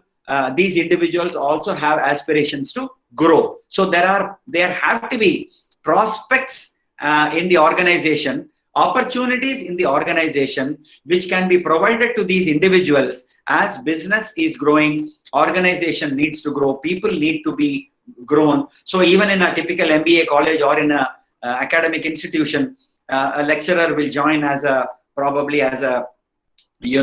trainee lecturer, and the lecturer will do very well, will get very good feedback from the students, and all this will help in he or she becoming a full-time lecturer and so on. And this lecturer again does extremely well, shows a lot of interest in departmental activities, does her job extremely well, and the assistant lecturer or the lecturer becomes an assistant. Hello? Can I go on, or is somebody wanting to say something? Hello? Can I go on? Yes, sir. Yes, sir. Yeah. Okay, sir. So the lecturer becomes a professor, and the professor becomes a senior professor or a dean, and so on and so forth. So that's how we all like to grow. I mean, who doesn't want to grow in their profession, right? And for growing, while the organization may give you opportunities, do I have the potential? Now, potential is a word which is taken from the mining industry. Does the mine have the potential to give you coal for the next 25 years? Or is it a dead mine, defunct mine? So a mine which produces coal or whatever, alumina or copper, mine or whatever it is, or bauxite or whatever to produce aluminium, a mine has to have the potential and the prospects So if the mind does not have the potential, there is no use in investing in that mind, right? By mechanization and so on. So similarly, if somebody does not have the potential to grow, to scale up, to become a general manager from being a manager, or to become a CEO from being a general manager, or to become a member of the board from being a CEO, etc.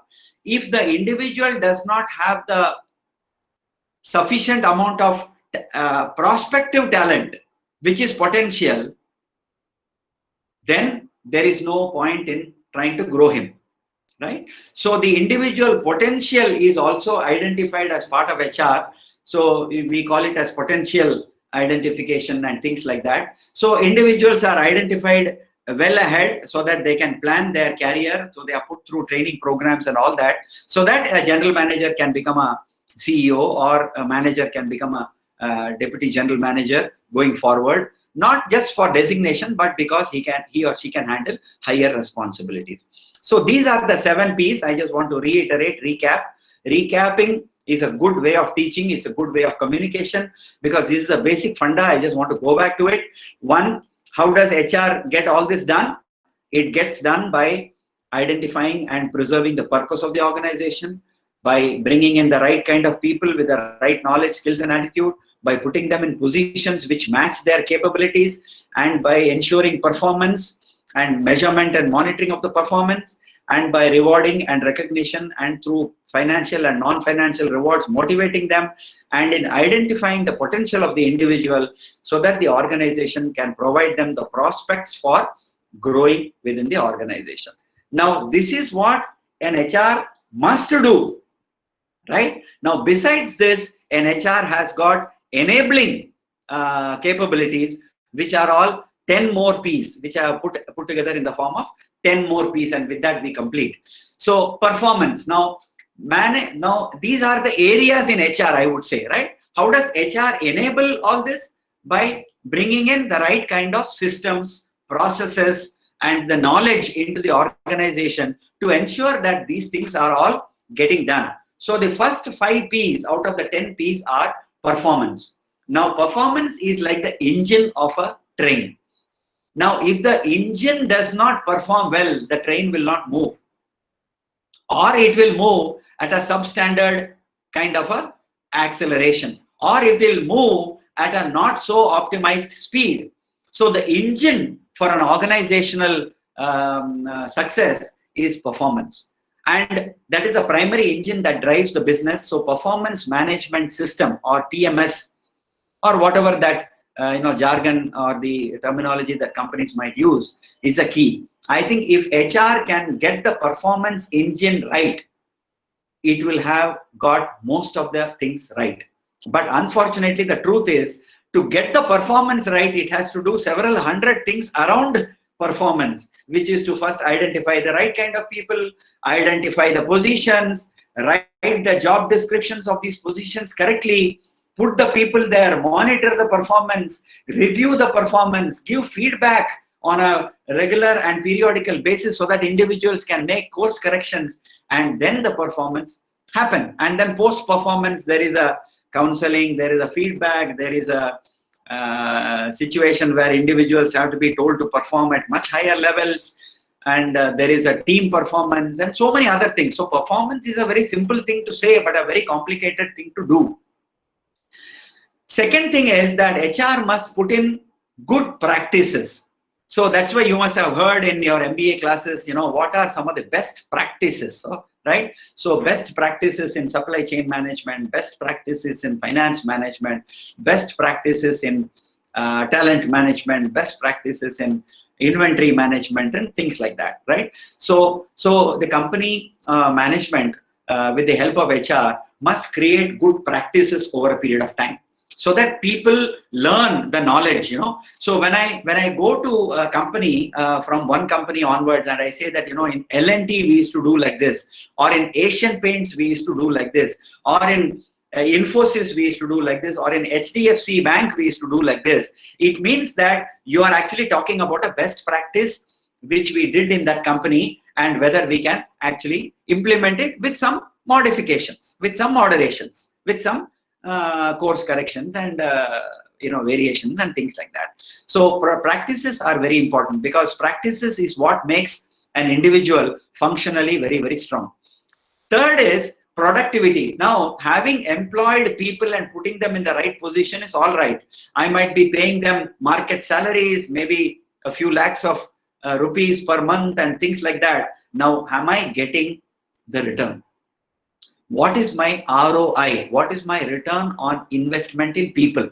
So while it is nice to say people are assets and we must not, we must be handle them with kid gloves and all of that, HR has to be equally unemotional in saying that fine, we have people and all that is fine, sir, but where is the productivity?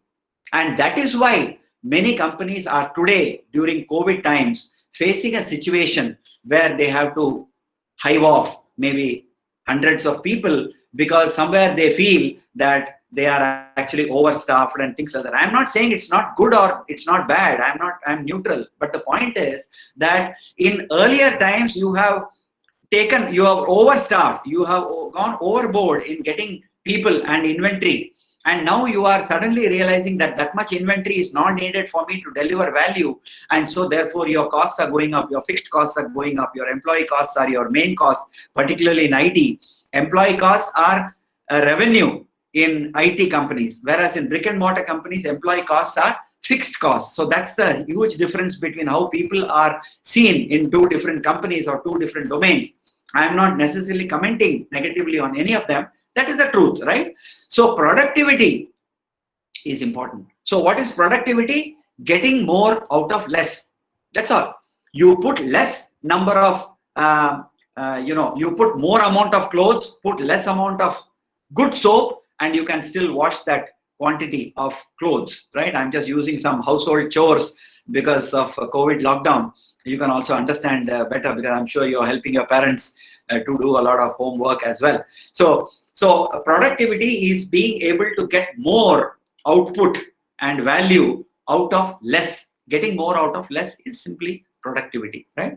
So that's the thing. Now the other thing is that HR is also responsible for policies, procedures, and processes.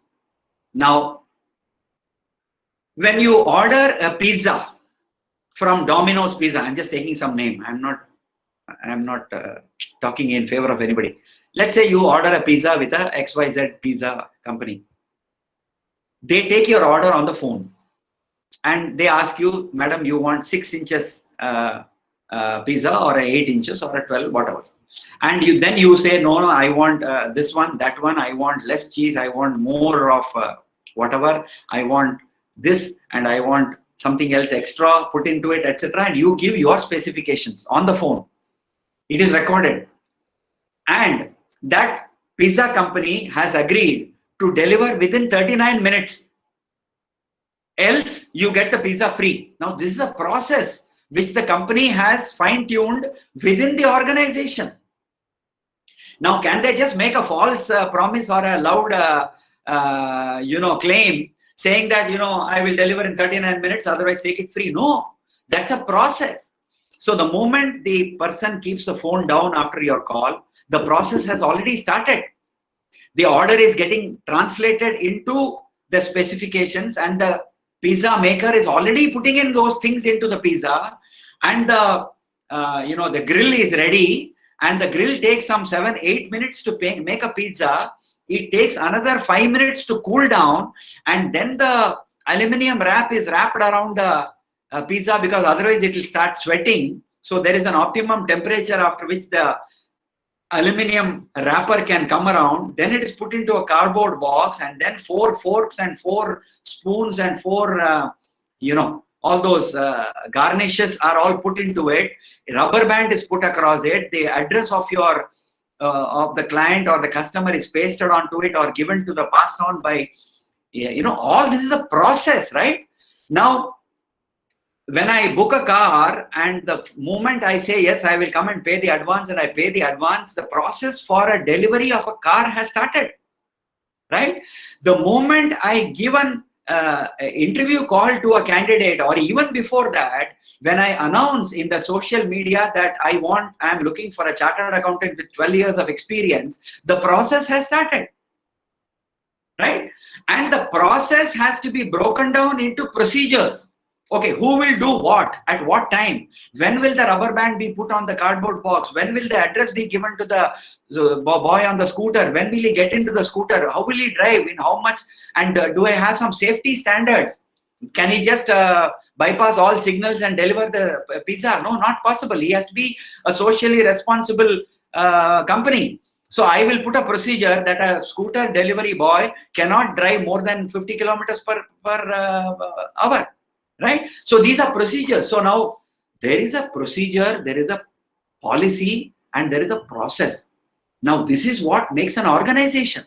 Otherwise, I am a free for all. I am a fish market. Even a fish market has got a process. Right? Now many of us as management graduates and students are not really much bothered about process because it's a very minute thing. It's a matter of detail. Now, it's very important as students of management for you to realize that there is a process for everything, right? Even a mother making your dish ready for the afternoon is a process she follows. It's a procedure, all right. But there is a process in her mind that I have to put this much salt for this much of a dish that I am making and so on. So there is a specification, and then of course it can get documented. It can get automated as well. Now, that is where IT helps. Okay, and the final thing is, all this is for what? So that I can make a profit on that 39 minutes pizza I have delivered. If I'm going to deliver it free, am I profitable? So a process and a policy and a procedure has to ensure productivity and also has to ensure profitability. Now HR has to go into this detail to ensure that the people are delivering what they are expected to deliver at a certain cost, by saving so much of cost and by making so much of profit and still following some process. Because if companies do not follow processes, you can see several examples which happened before the lockdown. You heard of some big companies shutting down. You heard of some big companies going into bankruptcy. You heard of big companies, I don't know to get into all that. So when processes are not followed, I can just give you one simple example, which is, I hope, very authentic. All of us remember Enron, which was to become the world's largest power company, right? Now, it went kaput, okay? Now, there are folklores and there are stories and there are, reports saying that they had a woman CFO, Chief Financial Officer. Now, the reports say that the CFO, the woman CFO, constantly used to remind her CEO, who is her boss, Chief Executive Officer, that, sir, we are not following the processes for certain things. It is not correct. I don't think we are doing the right thing. I don't think we are doing the right thing. So she kept on pressing the brakes wherever possible. She kept on cautioning the CEO wherever possible. But the CEO said, your job is to advise. My job is to listen. You mind your business, I mind my business, or some such thing. I'm not quoting verbatim, obviously. So he said, you have said what you want to say, I will do what I want to do. And that is the CEO, because he has got all the authority. And then you know what happened to Enron. Enron is now non-existent. It is there only in books, right? So that's what is an extreme example of when a process is not followed, when practices are not healthy, and things like that. So this is a very important one slide, 5 P's. Then next 5 P's are more of the governance issues, which again, fortunately, HR is probably a good custodian for the principles and for the governance. So the 6th P is principles. Do we respect people? Are we fair in our dealings? Are we ethical in our business dealings and in financial commitments? Do we pursue excellence? Now, these are principles. These are also values. Now, many companies like several companies, including public sector companies like Bharat Petroleum and all that. If you go to their website and things like that, you can see the values that they talk about and practice, right? So it's very important that there are also certain principles that I shall do this, I shall not do this. We shall encourage this, we shall never encourage this, right? This will be tolerated, this can never be tolerated, right? For example, I mean, let's say, just for the sake of today's example, let's say there is some sexual harassment or, sexual misbehavior and things like that. Companies have zero tolerance for that, right? Let's say somebody has committed a small fraud. Small meaning in terms of money. Fraud is fraud, right?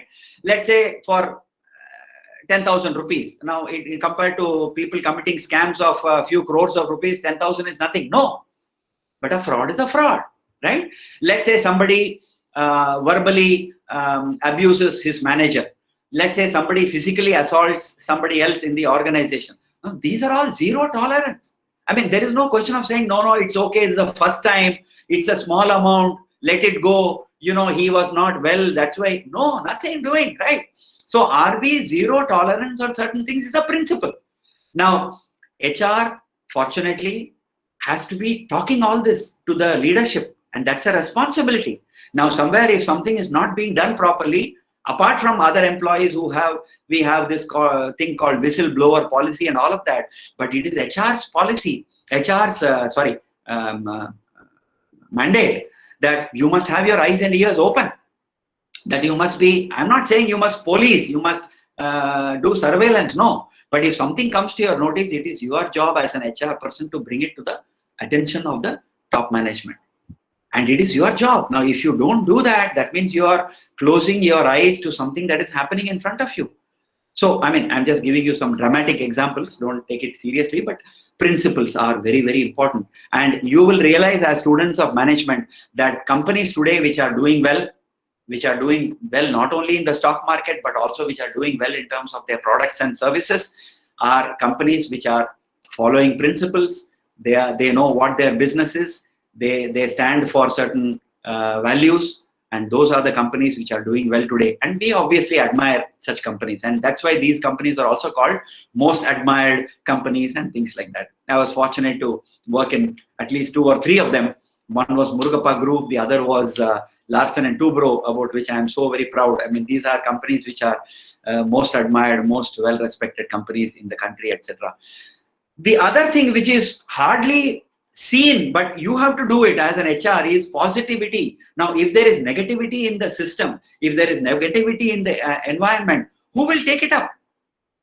It is the job of the HR to see that there is positivity. Negativity will be there, but the point is that can you profess, can you practice, and can you preach, and can you make it happen in terms of positivity. People have to be charged up. People have to be excited. Even in a COVID time, there are HR functions in several companies which are doing a fantastic job. Hats off to these HR colleagues who are doing a phenomenal job. It is they who have actually put a work from home system in place. It is they who have put some wellness programs. It is they who have done some employee assistance programs and so on. So this is the COVID angle of HR, meaning that you are a crisis manager. You will rise up to the occasion and you will bring in what needs to be done for an organization in a crisis. So positivity in a negative environment or ambience is also the job, is a beautiful, unenviable job of HR. And passion and pride. Now it is very easy for a CEO to tell your HR manager saying, hey, come on, man, I want some passion in this company. You can't say and get it done. It is not some 2-minute noodles that I can make, right? Passion and pride have to be nurtured over a period of time. We have to be genuinely proud of what we do. In Larsen and Toubro, for example, even today, after maybe how many years now, 10, 11 years, 12 years after I have left that company, when I pass through a metro station or when I pass through kind of a flyover in Calcutta, for example, AJC Bose Road, Calcutta flyover, or when I pass through some Delhi metro station, or when I pass through some underground railway station in Chennai, I say, hey man, I tell my family members unashamedly that this is done by my company. So my daughter says, Daddy, but you left L&T 12 years ago. But she no longer says that now, because she knows I'm genuinely proud of that company for what we do, and for what we do and make things that touch everybody's lives, right? So that is what it is. And there used to be the chairman of another company of mine, where in a group I was a group HR head. He used to say, GD, how do we build pride? We are also dealing with natural resources. I mean, we are managing the natural resources for the country. How do we make people pride about what we do? Now, this is a challenging task, humongous task. How do we build pride? You can't say, hey, come on, man, be proud of the company from tomorrow. No, it doesn't happen that way.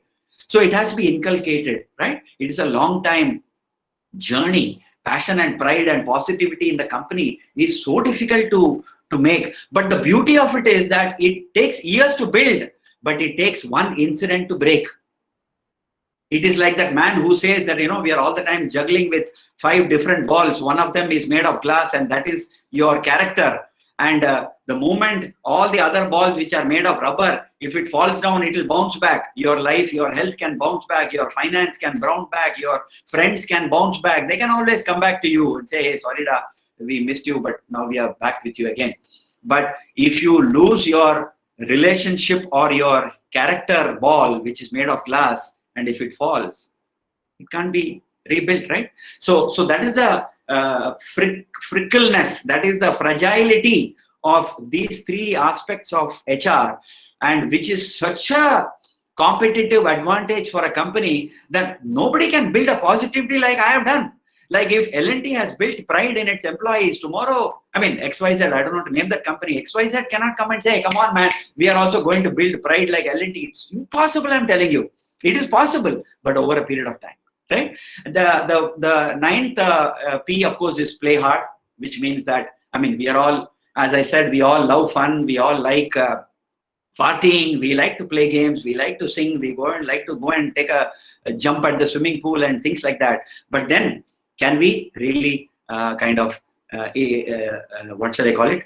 Weave it into the job? I mean, can we make it play hard, play smart, right? At the same time, work hard, work smart. Meaning that, can we really bring in a lot of fun element in the job, especially in the IT industry? We all hear about Google and Amazon having great workplaces. That is because their job is so monotonous. I mean, so repetitive and so much screen time occupying that they have to actually take a break. It's also good for your eyesight and for your ergonomics, that you get up from your seat. If you are sitting in the chair for more than 1 hour, take a 10-minute walk, come back. So apart from all that, which is more related to health and well-being, I think if we can promote, a lot of fun. There are companies which have birthday parties. There are companies which have a quiz time every weekend, last day of the week. They have 1 hour quiz time on some of their company affairs and company matters and company subjects and so on. So there are a lot of such things which can be done, so that you can create a kind of a fun atmosphere. Even in a cricket team, when they are struggling for runs or when they are struggling to take wickets, I think somebody in the middle cracks a joke, brings them together, they huddle up, and then bring the spirit back, and then the next wicket falls down, and so they cheer it and things like that. So those things can really happen. That is also part of an employee engagement program for HR. The last one is something that not only HR, all of us are concerned, all functions, the whole organization, the whole company, the whole business has to own this, and that is the preservation of planet. So ITC as a company in India, which is our Indian multinational that we are again very proud of. ITC is a phenomenal company again. They are into everything almost, right? You eat your chapatis and your rice, which is an ITC product. You also stay in a ITC hotel. You use a ITC notebook, schoolmate notebook and things like that. And you eat chips in the middle, bingo chips, which are all made by ITC and so on. So they are into cigarettes. Every other person smokes. And so ITC is a phenomenal company, FMCG sector. They are the first company which said that a business must not only have one bottom line, which is profitability, but it must have 3 bottom lines, which is what is called as the triple bottom line concept. And so therefore, a company must have concern for profitability, concern for people, and concern for the planet. 3 P's. That's why it's called as the 3P, or the triple bottom line for a business organization. And so therefore, planet is one of the 3 P's. People, we have all talked about. Profitability, we already spoken a lot about in this webinar. So planet is something that today a business is not considered sustainable if it is not part of a sustainable environment, meaning that you cannot do business at the cost of environment and society. So that is the simple truth. And so today, many companies, there are very good examples of HSBC Bank, which has a employee corporate social responsibility program, where employees do what is called as an individual social responsibility program, and they call it as employee volunteering, where every individual is expected, not mandated, but it's expected, and it is also tracked in their performance management system, that what is it that you have taken up as your individual social responsibility to the society. Maybe somebody says that, sir, every week I conduct a tuition for poor children, or I go to a cancer hospital and do some volunteering service on Sunday mornings. Because these are all examples I am giving you of people I know. Then there is somebody who says, sir, I go to a blind school and read a newspaper every weekend, especially the Sunday newspaper, because there are different kinds of articles. Then somebody says that I actually go and sing to an elderly home, or kind of a senior citizens home, where poor people are staying, saying that I go and sing some old songs for them, make them happy on a Sunday morning, and sing some old Tamil songs, bring some old memories back to life, and then make them happy. So this is my way of doing individual social responsibility. So even as a young MBA student, if you actually do some such thing, make it a part of your CV. I mean, talk about it very proudly in an interview, because I'm sure you will make a huge impact to the person who is interviewing you. So this is what I wanted to present to you. I wanted to talk to you about business, about the world, about how VUCA is actually a part of our system today. We are living and breathing with VUCA, which is volatility, uncertainty, complexity, and ambiguity. And from there, at the same time, we have to carry on. So we run a business runs on certain principles, and we drive 7 commitments of becoming a global company, right from excellence right up to people and talent. And then from there we came to what is it that makes a human being. I mean, what does a human being have as his dimension, right? So from aspirations to capabilities, a person is having all this in him or her. And therefore, what is a business organization and how it's a socio-technical system? And therefore, the real HR challenge is to, what shall I call it? Marry I'll just put off my presentation and come back. I'll just stop presenting here so that you can again see me, I hope. So from there, I'm just trying to recap. So how do we really come back from, social technical system and an individual? And so the HR challenge is to really marry an individual to this organization and make business and individual growth possible.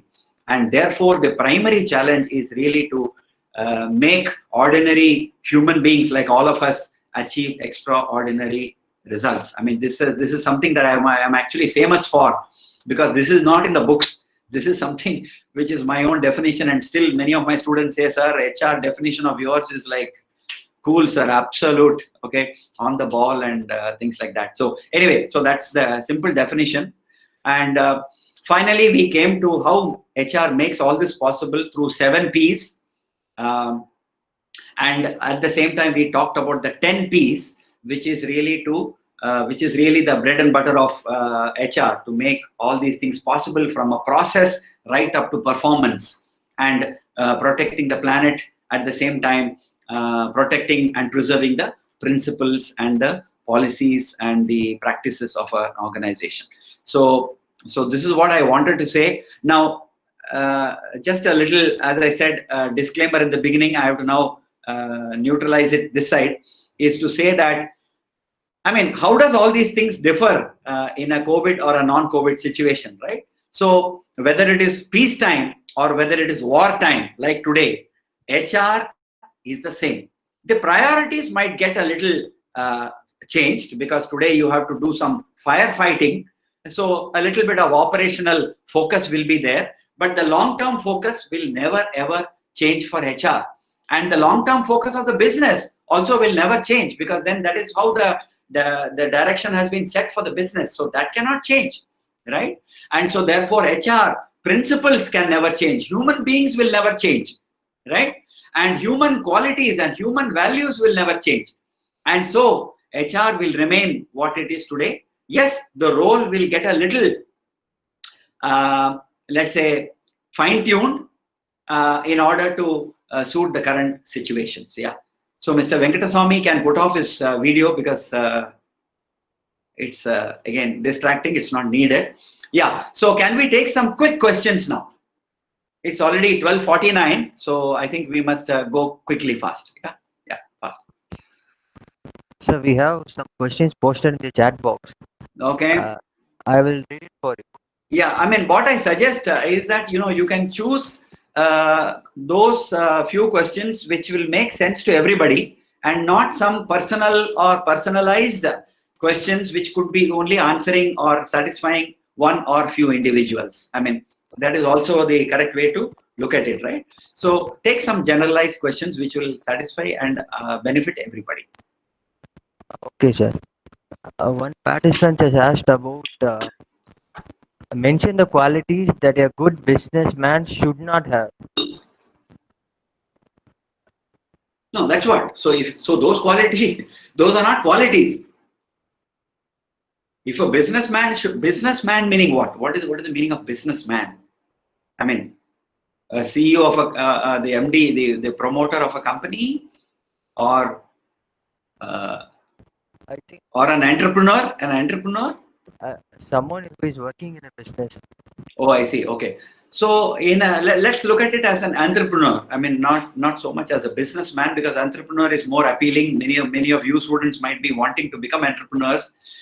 So some of the qualities that you should not have are the negative aspects of whatever I discussed just now, meaning that you must you must not be okay. They want to know qualities which you must not have. So I must go also a little negative. So one is impatience. I mean, you have to have patience, not only with people but also with business, because startups and things like that, you will see a lot of failures and frustrations in the beginning. Nobody is going to be a success right in the first go. Then that means that's a different story. But most of the startup issues or business issues are failures, and then only they learn from these failures and then make good the business, and then finally the business starts doing well. So one is impatience. The second is quality, which is that giving up. Opposite of impatience, or the other side of impatience, is to give up, right? So the first failure happens and the person gives up. Now that's a quality which a businessman or an entrepreneur, or for that matter anybody, should not have, because the first failures are your stepping stones to success. I mean, something like that is what somebody has said, right? So impatience and giving up. The third is, I think, lack of self-confidence itself. I mean, because you must be a very positive person, which means that you will not give up, which means that you will not be impatient.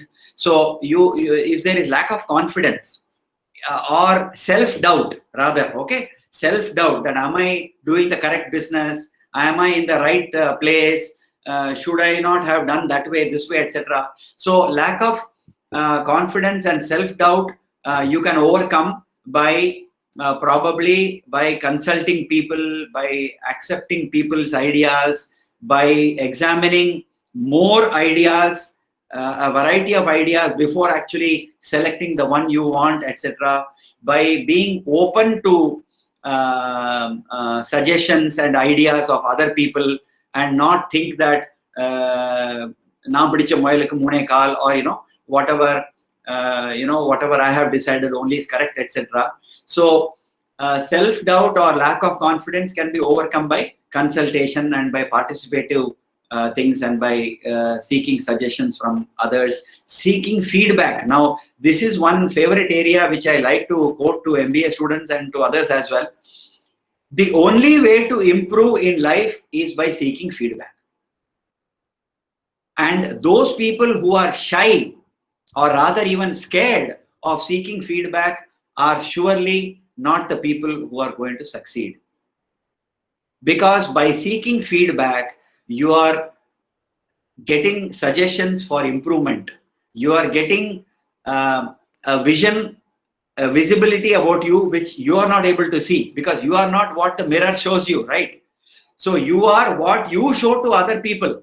So the other people are able to see you behaving. For example, the example I quoted right in the beginning of somebody lying down in front of a video camera and putting his leg cross. I mean, so if I don't give a feedback to that Venkatramana, how will he ever learn? How is he going to improve? But yes, feedback can be bitter. Are you willing to bite the bitter bullet, bite the bitter tablet, is a question. Now, so therefore, one quality which an entrepreneur should not have, or for that matter anybody should not have, is to be shy and scared of feedback. And perhaps any other quality I think is trust, right? Not trusting people. Yes, of course. Sorry. If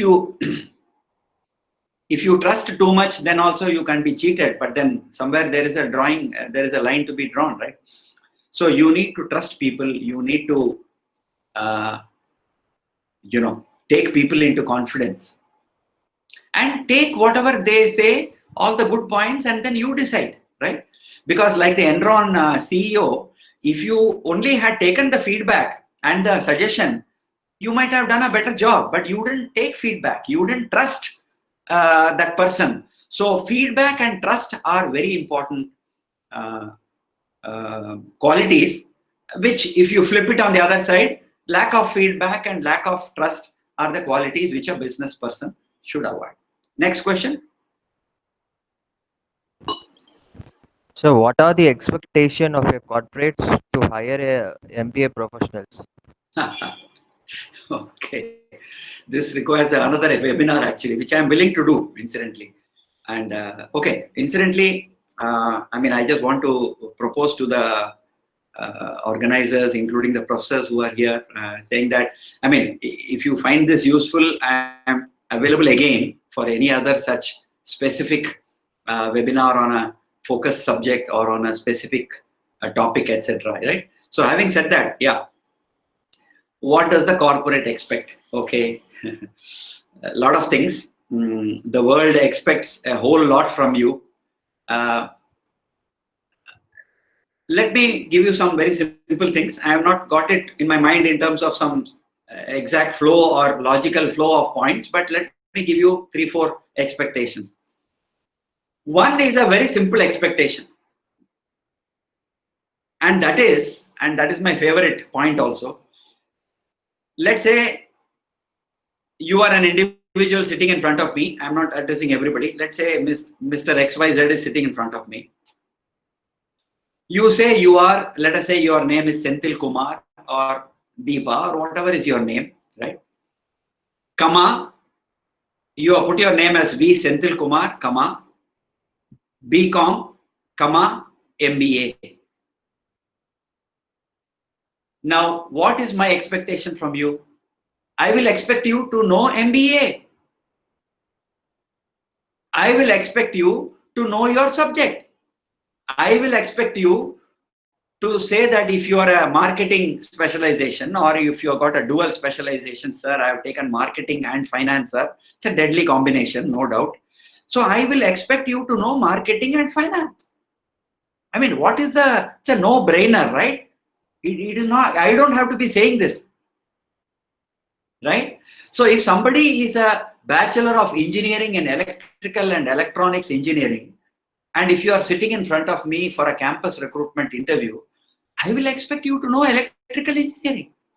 I will expect you to know what is a thyristor. I will expect you to know what is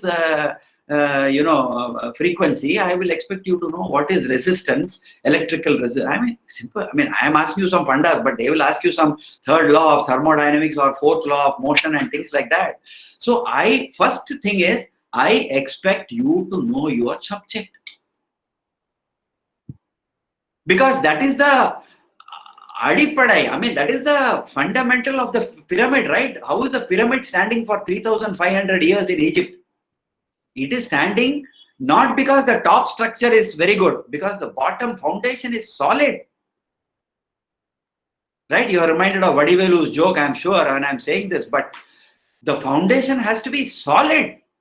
And that is your foundation. So strengthen your foundation. The second thing is that you say so many things in your CV.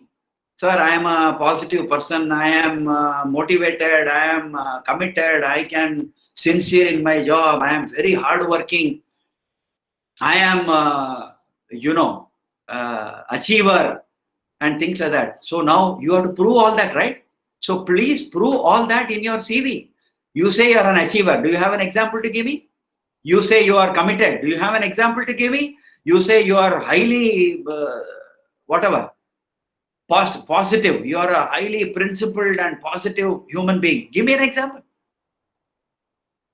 Right? So the second expectation is live your CV. There is a very senior person, finance person, who asked me just during the lockdown, sir, I want to write my CV. I want to look for a job after so many years. And I want you to help me write my CV. I said, I will help you, but I will not write your CV. No, sir, but you know me. I said, I know you, but you know yourself much better, right? Rather than G.D. Sharma knowing, let me use some name here, Nina Catherine knows herself much better. So who is more competent to write that CV? G.D. Sharma or Nina Catherine? Nina Catherine. So I said, first, you write your CV. Sir, can I use a CV writer? I said, I don't want to talk to you anymore. I don't want to talk to you anymore because you don't want to own your CV. You want to outsource it. You can outsource anything, not your CV, boss. No, sir, there are some professional CV writers. Yeah, they will charge you, pay that money, no problem. But do you want somebody else to write your horoscope? So own your CV. Every word that you write in your CV, can you back it up? Third expectation. Okay. Expectations are all coming from your CV only. Expectation from the company is that you will do what you say. You will do what you commit. Because the moment I recruit you as a trainee in my department and I ask you to do this by 5 o'clock, now are you going to give me excuses saying, sir, COVID, sir, connectivity was not there, sir, everybody is using webinar and bandwidth, sir, so I was not able to download that PowerPoint or that table or that Excel sheet, sir, can I give it to you tomorrow morning? Finished.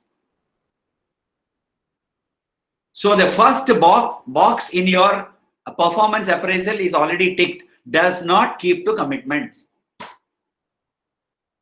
Second box will also be ticked, cannot be relied upon. Third box will also be ticked, cannot be depended upon. So, can you provide examples through your CV and through several projects that you may have undergone or some assignment which you may have done in your MBA program, first year internship, second year block placement, or what is that, some block, long-term internship, 2 months, 3 months internship program and things like that. Use your internship programs and your assignments to your advantage. Use them to substitute for your work experience. You say you went to Ashok Leyland. In your CV, you have said, did a 2-month internship in Ashok Leyland in the supply chain department. Fine. So you have put yourself in a trap. You have given me a fantastic advantage by saying I can now ask you about several things. One, I can ask you about Ashok Leyland. Do you know about Ashok Leyland? Second, I can ask you about your supply chain department. Do you know about your supply chain department? Three, I can ask you about what you did in that supply chain department. Can you answer these questions? I'm putting it little dramatically because I'm sorry, I may sound a little offensive also. Or who is this man to ask me all these questions and all that? But I am putting it dramatically and offensively so that it hits you hard. I'm not saying each one of you is like that. Please don't get me wrong. I am a very positive person. I am a very enabling person. I can really help you succeed and all of that. But I am putting it negatively so that it hits you hard. Right? So expectations from the other side is based upon the expectations you are creating. Am I right? Are you getting me? You are creating all the traps and you are like a mouse, right? Which we try to catch in our house sometimes when a bad mouse is making all kinds of trouble for you. So you put a trap there. You are putting a trap through your own words in your own CV. Can you be a cat? Literally a cat.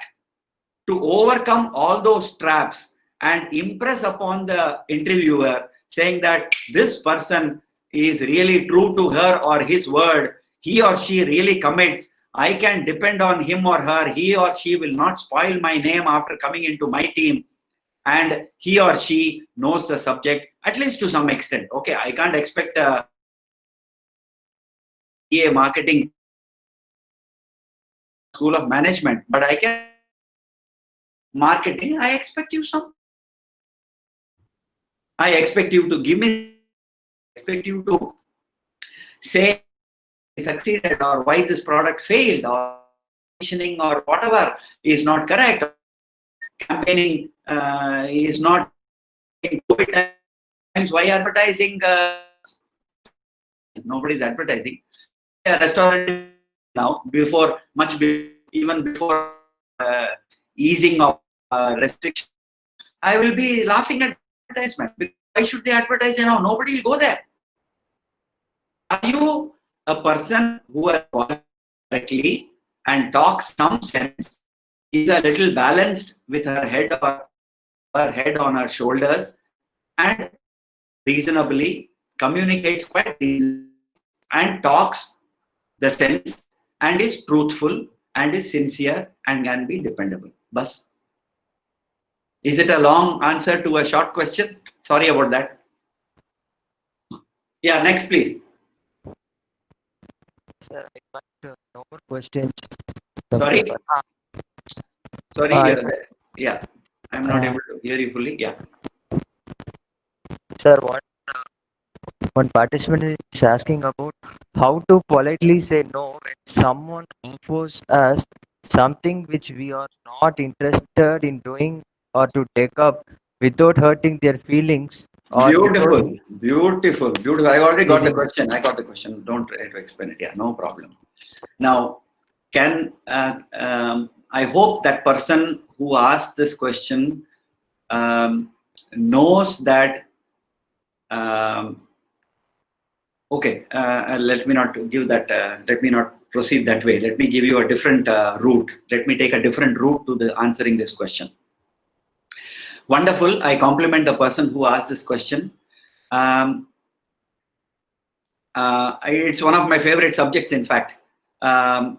This is a managerial quality which is really lacking, particularly in India. Now, I will try to give you some, like a professor, I'll try to give you some cross-cultural comparisons.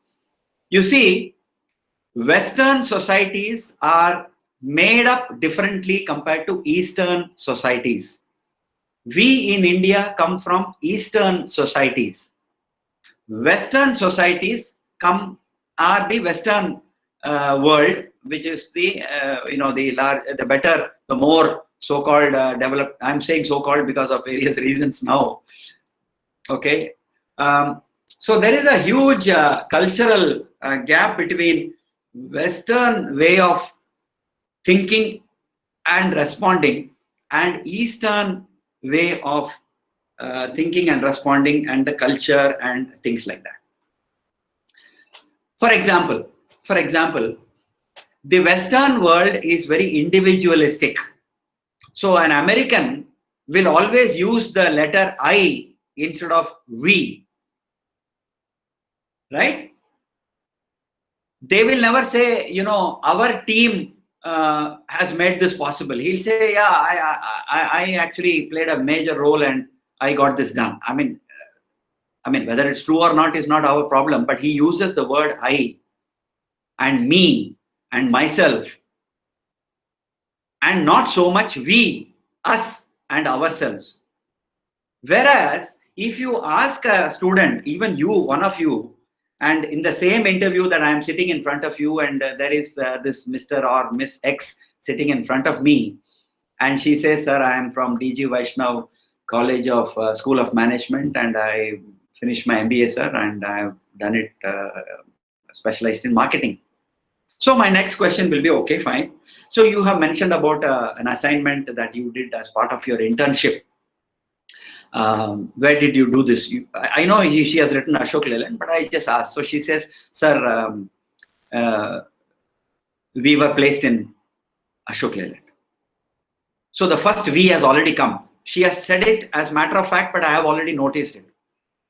So then I ask him or her saying that, okay, so what was the assignment about? And no, sir, the assignment given to us, second us has come. The assignment given to us was to examine the efficacy of some advertisement campaign that we did for the Dost lorry. So Dost, incidentally, is a product of Ashok Leyland. One of their trucks is actually named Dost. There is a big story about Dost, which I can tell you in some other class. A very successful product. So there is an advertisement campaign, and these people were asked to give some efficacy of the campaign. I see. So fine. So what was? How did you go about it? No, sir. We went to 75 dealers. We spoke to 75 customers. So again, we has come, right? So then I say that, okay, fine. So what did you find at the end of the assignment? So I said, no, sir, the efficacy was not on the higher side, because they were advertising in social media, whereas lorry drivers will not be so much in social media. So we suggested that it should be in the TV and in the radio. So again, we has come. We suggested that it has to be in the TV. So then I am getting a little impatient, because my time is also precious. So I ask this girl or boy saying, fine, you are saying we did this, we did that, our job was to do, they asked us to do all this. What did you do? What did Chandini or Smriti or Monica, what did you do? No, sir. So suddenly she starts scratching her head, or he starts scratching his head and saying, no, sir, we were 5 of us, and my job was to print these reports and spiral bind them and give a nice,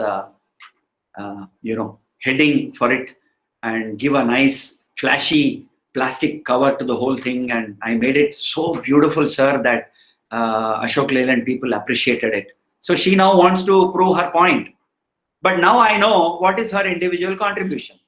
So she was the, helper in the whole thing, because she did the spiral binding and the cyclostyling, or what is it called, multiple printing, and student Xerox. So I know student Xerox people very well, sir, and all she says. So is that going to be relevant to me? So the point I am trying to make are two. One is that use your internship to your advantage. I told you earlier. But I am also using this to explain what is the cultural difference between a Western world and an Eastern world where we talk about we. Sir, we did this, sir. It was our team effort, sir. So we take pride in team effort. We don't take pride in individual effort. We don't like to project individuals because it will say, hey, how can you talk about yourself? We were all there with you, no? How can you try to project yourself is what our teammates will ask us. So this cultural difference is also very important and a very important parameter in one more aspect, which is to take ownership, right? Now, in an American world or in a German world or in a, in France or even in Britain, individuals will say, I don't agree with you. And he will tell you on your face. And he will tell you also that, Mr. Sharma, this webinar is taking longer than usual. I think you must cut it short. Which you guys are so nice to say, so sir, no problem, sir. We are all full day available, sir. I'm sorry, I'm not finding a fault with you. I'm saying we are like goody types. We don't like to say, and I also am failing in this by saying, sorry, I've taken more time. But that is because it is my subject. You give me a mic and I'll keep on talking for the remaining part of the day as well, but it's okay. So we are actually, that person who raised this question is talking about a subject called assertiveness. So there is a continuum. There is a continuum, and if I were to draw on the board, on the extreme left of me, I will draw aggressiveness or aggression as one point in the continuum, and on the other extreme, I will draw passivity or passiveness as a quality or as a stance or as a response, that I am aggressive in a particular situation, I am passive in a particular situation. Now the problem with aggression is that it's a little physical as well. Physical means not body physical, in terms of gestures, in terms of body language, and in terms of the vocal language. I use aggressive language, and when I use aggressive language and aggressive body language, while saying no or yes, I will thump the table and the water glass will jump, right? And people will get scared, it will make noise, and I want to say, no, this cannot be done, and I bang the table. That is aggression. Passivity is when I kind of, wipe my hands and say, no, sir, I'll try to go home and examine, sir. I will try to talk to my boss, sir. My body language is one of passivity, where I am not even physically, asserting myself. So I go into a shell. My body language is one of withdrawal, and I become passive. And I say, sir, I will try to examine, sir. I didn't think about this, sir. I will try to go and get you the data, sir. And so our vocal language, our vocal volume, everything is down. Aggression and passivity. Now, assertiveness is in the middle. Assertiveness is when it is best described by the title of a very famous book that I always like to quote. The title of the book is, Do You Say Yes When You Want to Say No? It's a 120, 140, 150 pages book. Please read it. Do you say yes when you want to say no? And that is a question. And that is a question posed to me.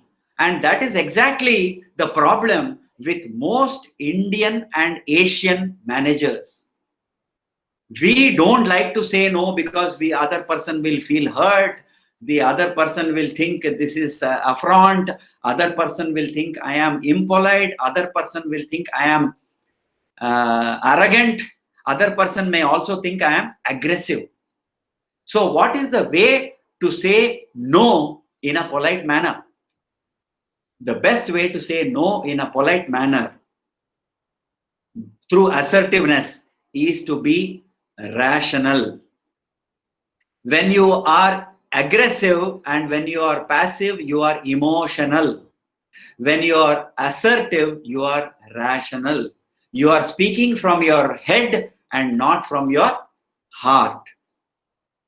When you use your heart, you don't use reason. You use emotion. And when you use your heart, you are using your feelings. Your heart pumps faster, and so your blood boils, or your face becomes red, or your face becomes drained of blood, etc., etc. But when you are assertive, you are using your head. Your face is the same, your heart is the same. And so when you are rational, what do? You give justification, you give facts, you give data, and you give an explanation. So my response to your question, whoever asked it, is that it's a, first of all, congratulations, it's a beautiful question for management. Second, we do have a problem culturally to say no when you actually want to say yes and you end up saying yes. So assertiveness is a very big quality or an attribute that all of us must develop. And we must see, when you say no, you are impolite because you are not giving any rationale. But when you say no with assertiveness, you are saying, sir, it is not possible because of 1, 2, 3, 4 reasons. Now, in spite of it, if you want to get it done and if you want me to say yes, I am your subordinate, I am willing. But I will not let go until I give you these 4 reasons. And in my view, according to these 4 reasons, I am being professional. I am being professional. I am being professionally honest. I am being intellectually honest. And therefore, I give you saying that, sir, it is not possible because the data doesn't prove this. It is not possible because your other departments for which you are responsible have not given me the data. So I cannot compile and give you the MIS report. And you said very clearly that you want it only by 5 o'clock today. It is not yet 5 o'clock. I have time. And I am quite optimistic. I will give it to you by 5 o'clock, etc., etc. So you can be assertive, provided assertiveness with justification, with rationale, with reason. Thank you very much. Good question. I enjoyed answering it. I hope you enjoyed listening to it. Okay, I think in the interest of time, because one has to have other tasks as well, and so I would personally suggest to you, I would request you that we will put an end to this. In terms of question and answer, and I am always available. Ansi has my numbers and my email ID. You can connect with me. I am most available. I'll be most happy to be of any help to any of you. And as I have already proposed to your organizers, I am available on more occasions such as this to give you a session maybe on selected topics or on general topics such as this. So I wish to first of all thank you very much. Thank you very much for listening to me. I still see that there are about 85 participants available. I really appreciate and I congratulate you for giving me this much amount of time and patience to listen to me. But the secret at the end, and I would like to end with that, is that you must enjoy what you do. And I am thoroughly enjoying what I'm doing now. As I said, I can go on maybe for another couple of hours, except that my throat needs to be addressed in between. So I think the secret of the whole thing is to love what you do and do what you love. I think that is the secret which a lot of people have been talking about, which I practice in my profession and in my life as well. Enjoy what you do. And if you don't enjoy what you do, if you don't like what you do, get out of that place rather than crib and complain and be what is called, what Gallup calls as a actively disengaged employee. There are 3 types of employees: engaged employees, disengaged employees, and actively disengaged employees. So actively disengaged employees will ruin the other 2. So I don't like to be like that. I don't like to crib. Rather than crib, I would like to quit. But after examining all the possibilities. So let us enjoy what we do. Let us love what we do. Having taken up marketing, let us dig ourselves in. Let us put our heart and soul into marketing. Let us put our heart and soul into supply chain or whatever that we have chosen to study, and be a master of that subject, and be proud that I can handle any such question. I mean, other than something which is beyond what I know, but I will confidently answer what I know, and then it is for the organization to select me or to recruit me, because I have the right attitude. I am the right person. I carry a positive spirit. Wherever I go, I will add value. If you're that kind of an employee, I don't think I can afford to lose you. Except that I can't hug you in the COVID times, but I can hug you with a job. I can give you a job. I can give you an appointment order and say, hey, you are appointed, right? So that's the spirit. And wish you all the very best. Godspeed. Stay safe. Stay at home.